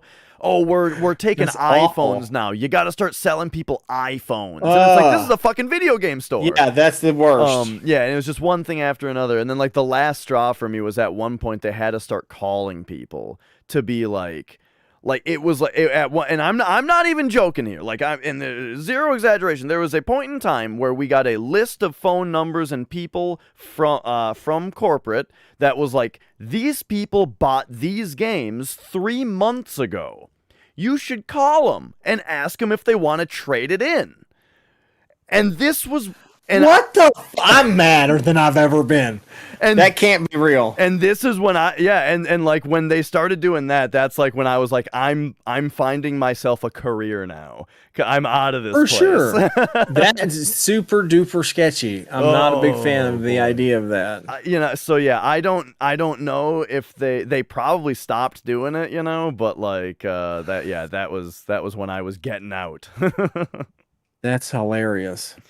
But yeah, ever since then, though, yeah, with just the whole like digital push on stuff and all that, it is weird to just imagine, right, like how the company is doing overall. They did go back to selling retro games online at some point, but I don't know. I can't trust a place. I can't trust buying a retro game if I can't see a picture of the actual item that I'm getting. Sure. You know what I mean? Yeah, that's why I can't do Amazon either. So you can like I ordered a pin bot and it came CIB in great condition. Like you would have never, had he not just put a pin bot up on Amazon or on eBay, that would have been a huge price. But I took the risk of, hey, I'm selling this game at this price. Here's the condition. Sure, I'm never seeing it. Turns out it was in way better condition than he had listed, and I would have never known that. Mm-hmm. Sometimes you can get lucky, but most of the times, yeah, it's just scary. Especially if the game's stupid expensive and not like $12. Yeah. Right, and speaking of that kind of thing too, I mean, in my time at GameStop, I lucked out a couple times where like I always had my eye on that PS2 bargain bin, you know. Okay, I got this sure. little game out of the bargain bin called Rule of Rose. It was like it Ooh, was like $12, you know. look at you. That's fancy pants talk. On you know, same thing with GameCube. I don't know, Cubivore. It looked really weird. It was on XPlay. I decided to pick it up for $6, you know. X-Play. Yeah. XPlay had a segment where they play. I think I don't know. They just had like weird games. I was gonna say it was the Import Emporium, but that was a different thing. Yeah, they had like a segment on weird games once, you know, and Cubivore was on there, and I was like, that game looks wacky, silly. Oh, GameStop's got it for $6. All right, I'll boom, take it. $200 game now, or something like Yeah. that. You know, it's nuts. I can't. Only thing I remember about that shit. I never really got into the TV about video games. Oh yeah, Why wouldn't I just play video games? sure. I had Yeah. I had a buddy who lived and absolutely died by that network. Adam Sessler was his fucking hero. And like I'm like, are you serious right now? And he would literally be excited about a game, but then not get it because of the way Adam said he should, or the girl with big cans. Like if they say I should buy this game, I'm gonna buy it. Mm-hmm. That just felt so wrong to me in the world of video games. So Like- you're saying he was excited for something, but if XPlay gave it a bad review, He would too not bad. he would totally not get it based on that crap. I would the most I could compare that to with me would be GamePro and looking at the little guy excitement levels. Like yeah. if it doesn't have 5 super excitements, I'm not fucking getting this game. Yeah, but I was like 9, man. Dude. Right? And you're a grown man letting Adam Sessler tell you not to buy this game. I don't know. I never got it. GamePro was my first game magazine that I got. Oh man, it's such a. I loved it. Absolutely. For 1 year, for my birthday, someone got me a subscription, and those were like the best 12 months ever. From like 4th and 5th grade, it was the Super Nintendo magazine. It's like 92 to 93, so right when the Super came out. And Super great content. Game magazines, I mean, wasn't it like $15 for a year subscription? It was super magazine? fucking cheap, And they came with shit too. They came with shit. They came with usually in a package. Mm-hmm. You would tear it open with multiple pieces of content. The more expensive ones would come with CDs and demos and stuff, but not. I don't ever remember getting any like physical content like games with GamePro. The big thing I got with Nintendo, when I subscribed to Nintendo Power for $15 for a year, I got that Zelda Collector's Edition disc for GameCube that has Zelda 1, 2, Ocarina of Time, and Majora's Mask. Man, on that it. thing's pretty expensive nowadays. What a crazy thing to just get for a magazine subscription, you know? Yeah.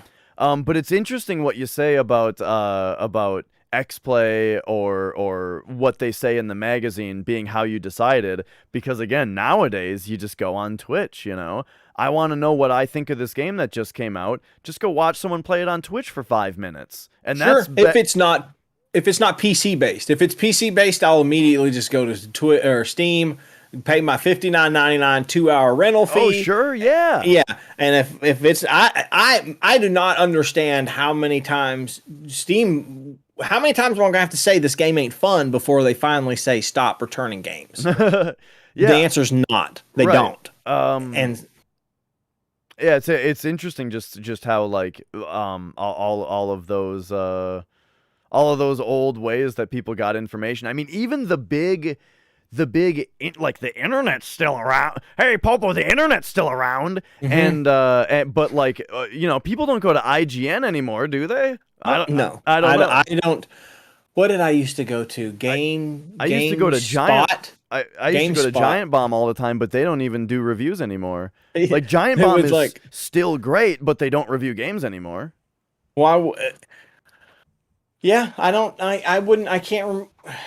Yeah, I would go. I would hope someone I enjoy on Twitch was playing it, And if not, I would have to call a friend who has played it. And you know what? Why not just take the plunge?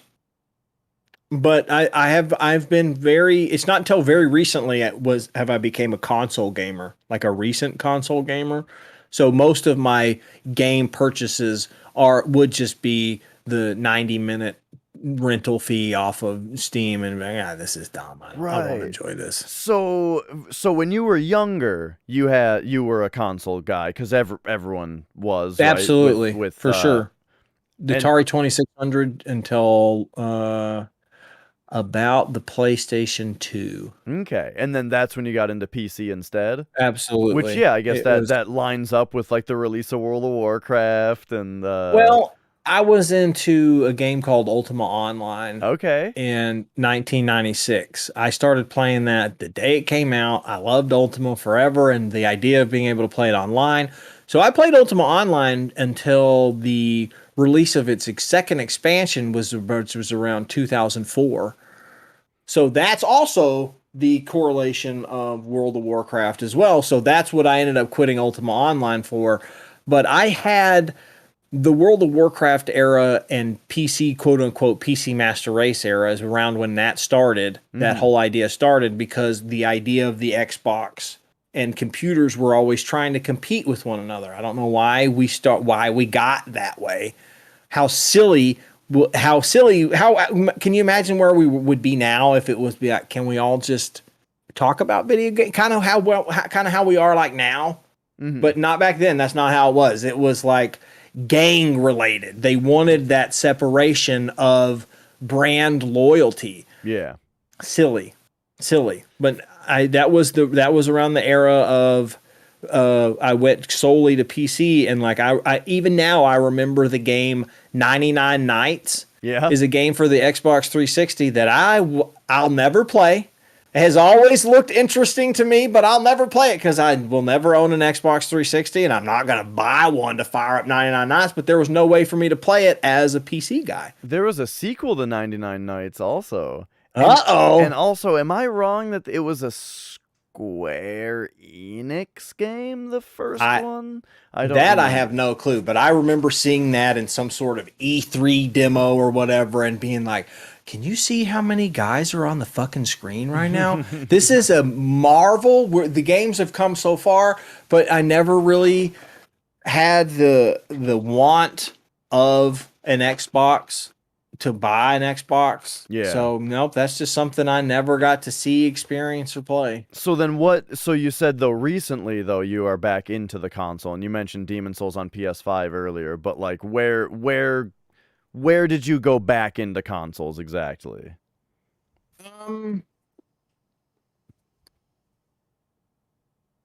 Yeah, a friend of mine sent me a PS4.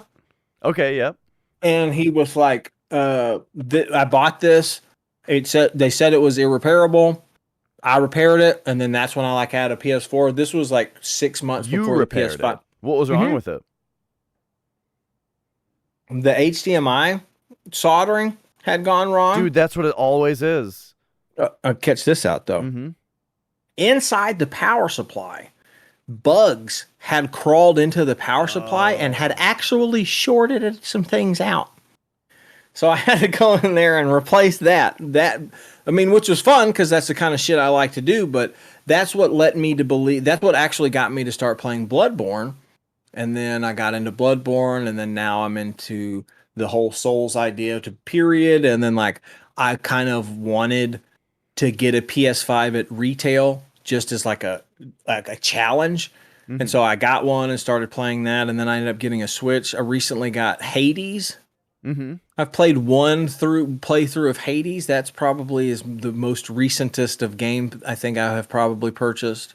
Maybe Sekiro. I recently purchased Sekiro. Kitty. You're right. You got a Switch again. I feel like I saw you playing something on Switch really recently. Pokemon. I was playing Pokemon Shield. Okay, gotcha. Yeah, on Switch. Yeah. Are you a Metroid guy? You ever play Metroid? You get that new Metroid Dread? So, no, did not get the Metroid Dread. Watch you play that. That's I sometimes let you take the wheel and play games that I might be interested in. So the last Metroid I got super hyped for was the one that was on DS. Yeah, Hunters. And what's one before that? Is it Hunters? Oh, you know what? Hunters might be right. Or are you talking about Samus Returns, the 3DS one? It was okay. Wait, no, it might be 3DS. I had a special Katsu Kitty capture card DS. Yeah. And I bought the game, and I was like I was ready to stream and everything, and then I was just like playing it, and the game just wasn't. I don't know. Metroidvanias are not necessarily the greatest for someone who is as big a stoner as I am, because your short-term memory needs to be pretty spot on. Okay, so where my long-term memory is immaculate. So it was a side scroller then. The last Metroid you played on yes, on DS. For sure. So a that 2D. Yeah, okay, that would have been the remake of Metroid 2 then, called Samus Returns, right? Okay, you could like parry a guy, right? You could like hit them when they blinked. Yeah, that was that one.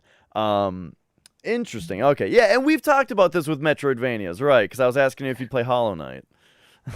Hollow Knight was a very good experience, but it seems like it was one of those games where I got caught up with real life for like 5 or 6 days. And like it was just one of those things where I came back to it and you're just like, who am I? Yeah. Where was I? What do these buttons even do? Yeah. That is a game, though, that one specifically, and a lot of other Metroidvanias, though, are games where when that happens, you can just start over, and it's only going to take you, like, 4 hours to do what took you 30 the first time, you know? Sure, that's very true. Because you're like, oh, I remember this now, and then guess what? When you catch up to where you were, you're even better than you were the first time. And, that's true. Yeah. But yeah, not everyone is doing that. But all right. I don't know how much more time we have. We've been going for a couple hours here, but is there anything I don't know. Is there anything I missed? What do you got? I've just been asking you random dumb questions. I will talk to a wall just to hear my own voice, man. I just love to chitter. I don't know why. I get it from my grandpa. Mm-hmm. Anybody who's gonna fucking listen, goddamn it, I'll fucking talk to you about whatever. How has your push for partner been going? You've been mentioning that quite a bit. Oh yeah. So yeah, I'm looking to get I want to do Twitch partner, and a big thing with it, well, dude, Final Fantasy speedrunning has been the best thing I've ever done to my channel, statistics wise. I've seen that. Yeah. So it's kind of interesting, though, because it's making me want to do anything else less, because I worry about it. You know, it makes me worry, like, oh, well, if I'm not playing Final Fantasy, then my average is going down, you know? I totally led you to where I wanted you to talk about. So one of my big, like, identities as a person, right, is that I like metal and I play the drums, you know? Sure. So I used to do drum streams every once in a while, and, you know, barely anybody watches them, but it's fun. And it's what you want to provide. And it's a very good way to practice also. If I exercise. And exercise. If I sit down to just practice drums, I'll get a half hour in usually max, you know? And then I'm like, okay, you know, I did it, right? But if I do a stream, I can drum for 3 hours. That's interesting. And not even like think about it, you know? You're more likely to practice in front of an audience. Right, because I got things I'm rolling, you know? But the reason that I bring it up is because now it's like, well, if I'm thinking about my numbers so much, I just can't do drum streams anymore. That's one of the worst things to get caught up in Twitch wise, is looking at those fucking numbers, man. But it's a double-edged sword, though, because if I play Final Fantasy all day and then I look and I see your average viewership and it's got a little green arrow next to it that says it's gone up, I'm like, for sure, that feels great, man. Yeah. And like the thing about it is like I'm not going to complain too much because I love doing Final Fantasy speedruns, you know? Good. Part of the reason I think that I've had such a good reception to it community-wise is the fact that I'm doing it every day, and I'm doing it every day because I wake up in the morning thinking what's going to happen to the Final Fantasy run today, you know? And Look at you, you're caught. and that's fun, you know? For sure. But yeah, when I think about, oh, I might want to drum on stream today, I'm starting to think I need to make a second Twitch channel.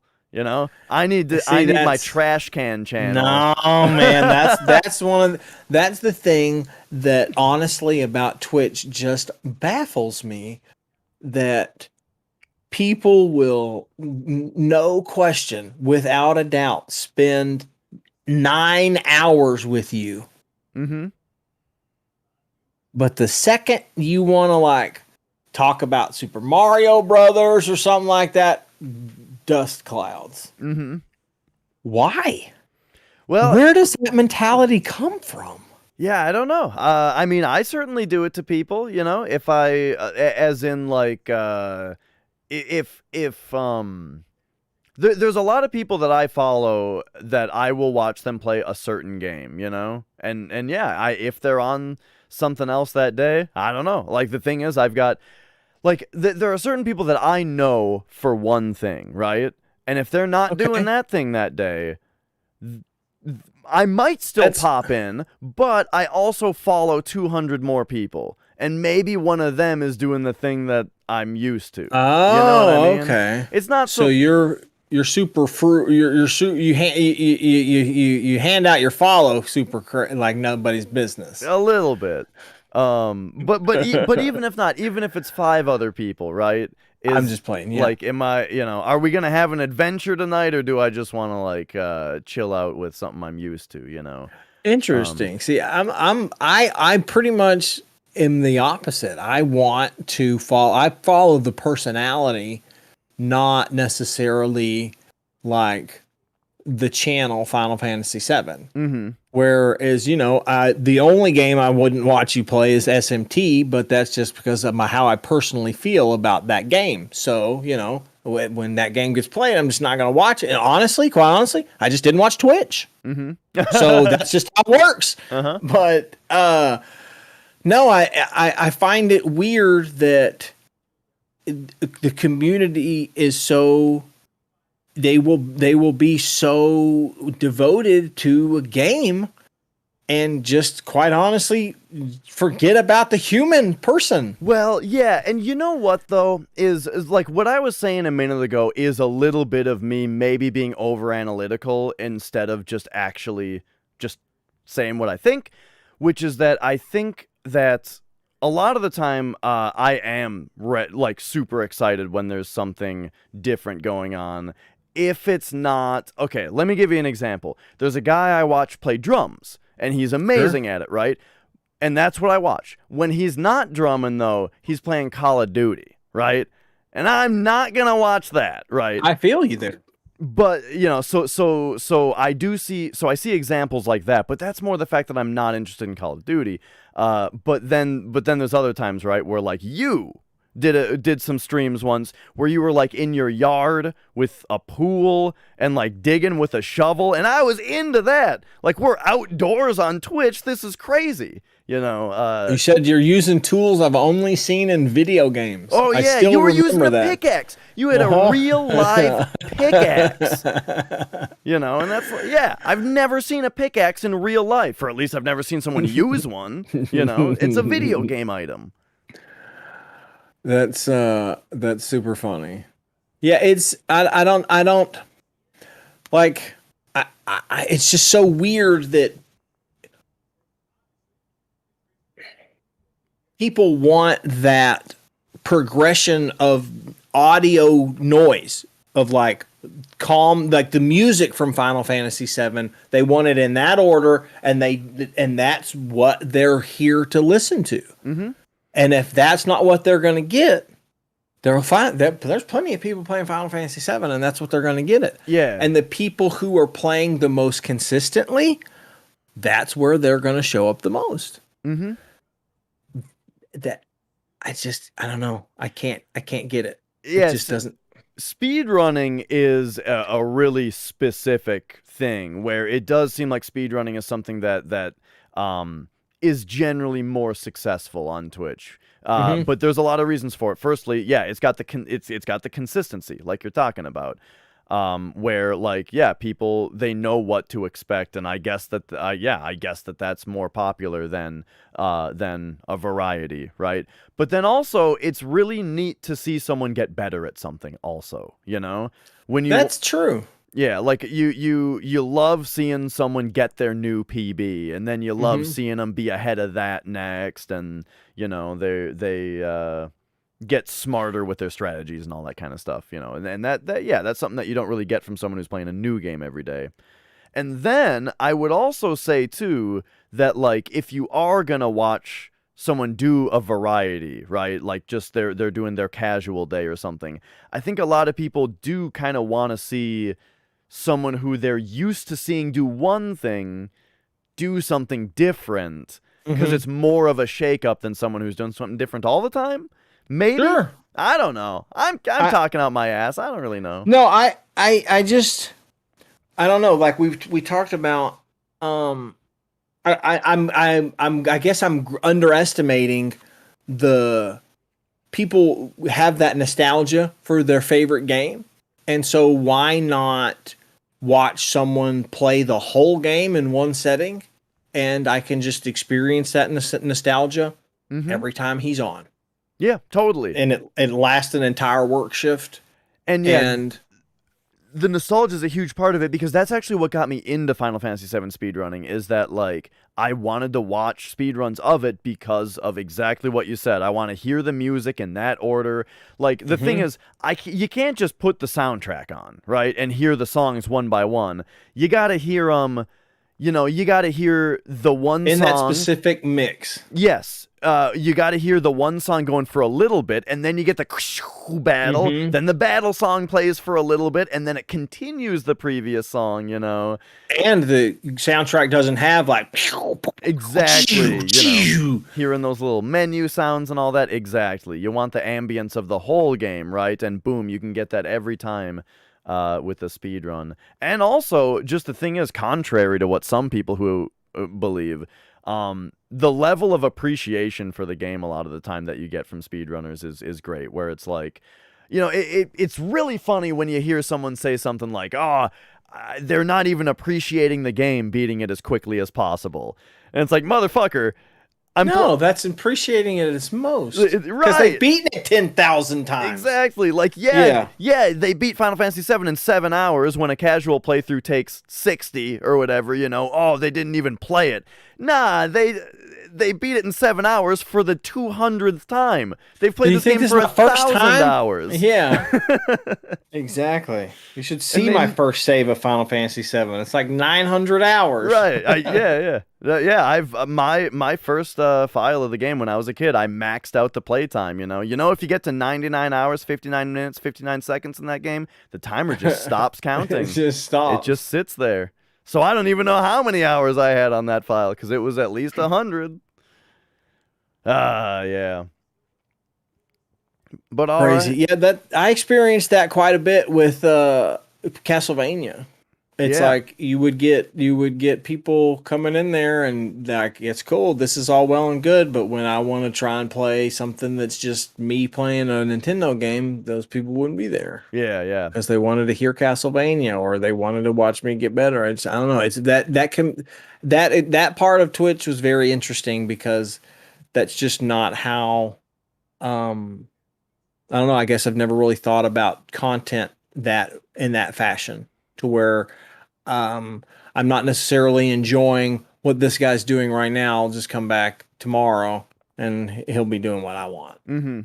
Yeah, and it is crazy the way that like every game at least like the more popular speed games have such a big community that like if you aren't speedrunning the game that day, someone else is, you know. Mm-hmm. And you can be caught up in the whole community where there's all these people who are into it, and it's like a whole world of like when I think of Twitch in general, I think of like my 15 or 20 like Twitch friends that I regularly interact with. I watch their streams, they watch mine. We're a community, and there's like, you know, that many of us, right?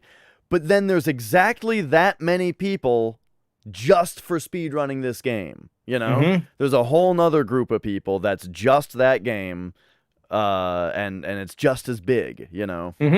That's all. That's interesting, you know? Yeah, I understand completely. It's very the whole aspect of the speedrunning part of Twitch and then the non-speedrunning part of Twitch. They're two very different audiences, and it's hard to captivate them both at the same time. Yeah. I definitely have tried and failed. Especially when you get back to kind of what we were talking about like the etiquette with backseating and whatnot and spoilers and that kind of thing. The speedrunner audience is very used to an interaction about mechanics and suggestions and why don't you do this, why don't you do that, right? There's always a discussion happening during a speed run about what are the strategies and why are we doing them, and here's why I don't do that, and that kind of thing. And then you get to, I want to do a blind playthrough, I don't want any spoilers, and that's a pretty big rule change for a speedrunner viewer to not want. And then asking them to participate in their rules, and then when they don't want to participate, they can get butthurt and then leave, and then it's a whole ordeal. So yeah, so to get back to kind of what you were getting at, yeah, it's a little interesting right now for me to balance, because yeah, like the speedruns just do so much better than everything else does, and I'm enjoying that so much. But that's been growing the channel a lot. But yeah, you know, it's been great so far though. I mean, like today I did Castlevania, you know, instead of Final Fantasy because I didn't have time, and you know, it went great. So yeah, you know, I just don't let yourself get too caught up in those numbers. It can and will drive you insane. I can tell you that. Absolutely. It's one thing I'll mention that I didn't do in my speedrunning community is I didn't add anything to it. I solely copied. Oh, right. Sure. I didn't go out of my way because everybody was saying this game is so farmed. The route's perfect. Just follow the route and make it perfect. And then, no, that's not the way it goes. There are still people pushing that game even right now that are pushing it to the limit. And I haven't ran it in 5 years. They're pushing it further and further and further every day. I just didn't. I don't know. I didn't add to it. That's not what I wanted to do. I wanted to perform, not necessarily write the music. Yeah. Where I just wanted to be the performer. Yeah, and you can get into like kind of weird social situations about it where like, so for Final Fantasy, there's this whole thing. I won't get into the technicals too much, but there's this thing called step count, and you can make your own route for the whole game. You know, you route out your movement, where you walk, where you run, and it manipulates the random battles, right? Okay. Because to make it very brief, you can predict and manipulate every single random battle, basically, you get in Final Fantasy VII, and you make a route. So I know every battle I'm going to get into, right? Okay. The thing is, so the guy Zeal, the world record holder, he made a step route, right? I made a step route also that I run. That's a lot easier to run, you know, because I can't do the one that he does, or at least I'm learning it now, but I made my own. But it's like, I feel like it would be weird to share my step route with other people, or like try to teach people my route, because it's suboptimal. It's not the best one. It's a hell of a lot easier, and I bet that people could get into speedrunning the game a lot more easily if they did my route to start with, because it's fucking Want to try the hardest? It's piss easy, you know, to do, and it'll get good results.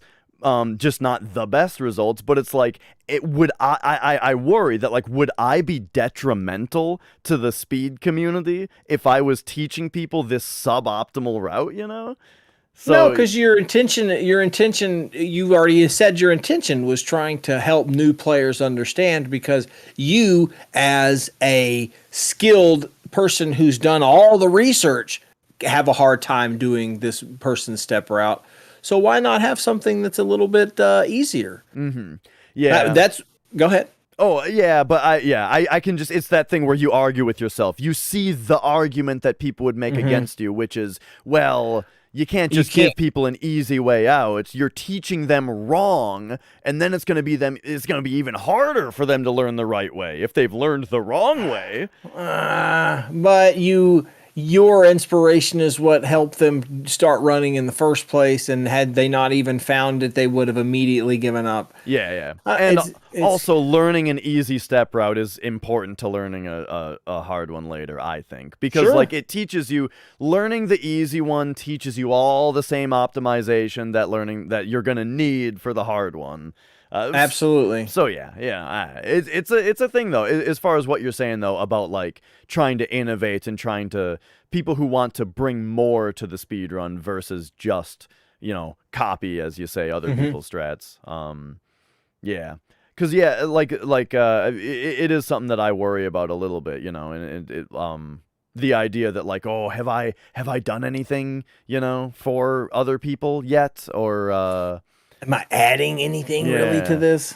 Because like the way that I started running the game was that one of the top runners just on speedrun.com has a guide, just a bullet for bullet. Here is exactly his route on running it, and I just copied it. I just did that, But in the months past, I've tweaked it into my own route. It's like, oh well, I like doing this, I don't like doing that, I want the materia this way instead of that way, and I did make it into my own route, but that's for me.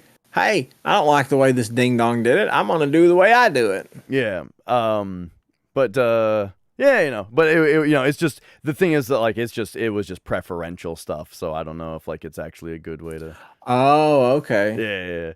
Yeah. But yeah, I don't know. So, anyway... That's just that. Fair enough.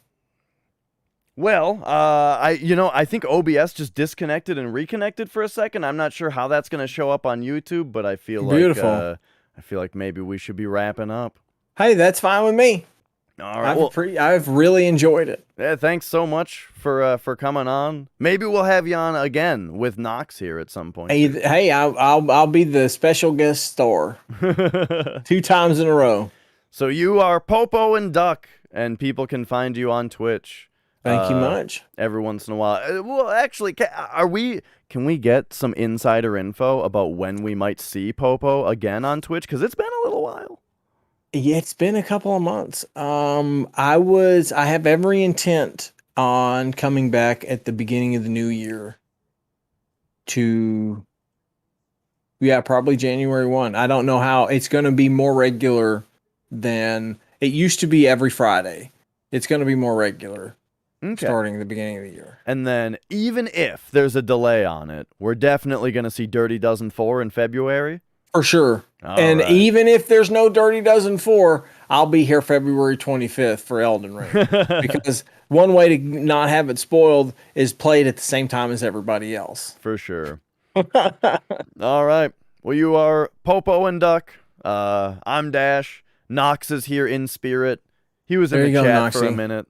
Happy birthday, Knox. And all right, so that's going to be that. Thanks for watching, and thanks for being here, Popo. Thank you. All right.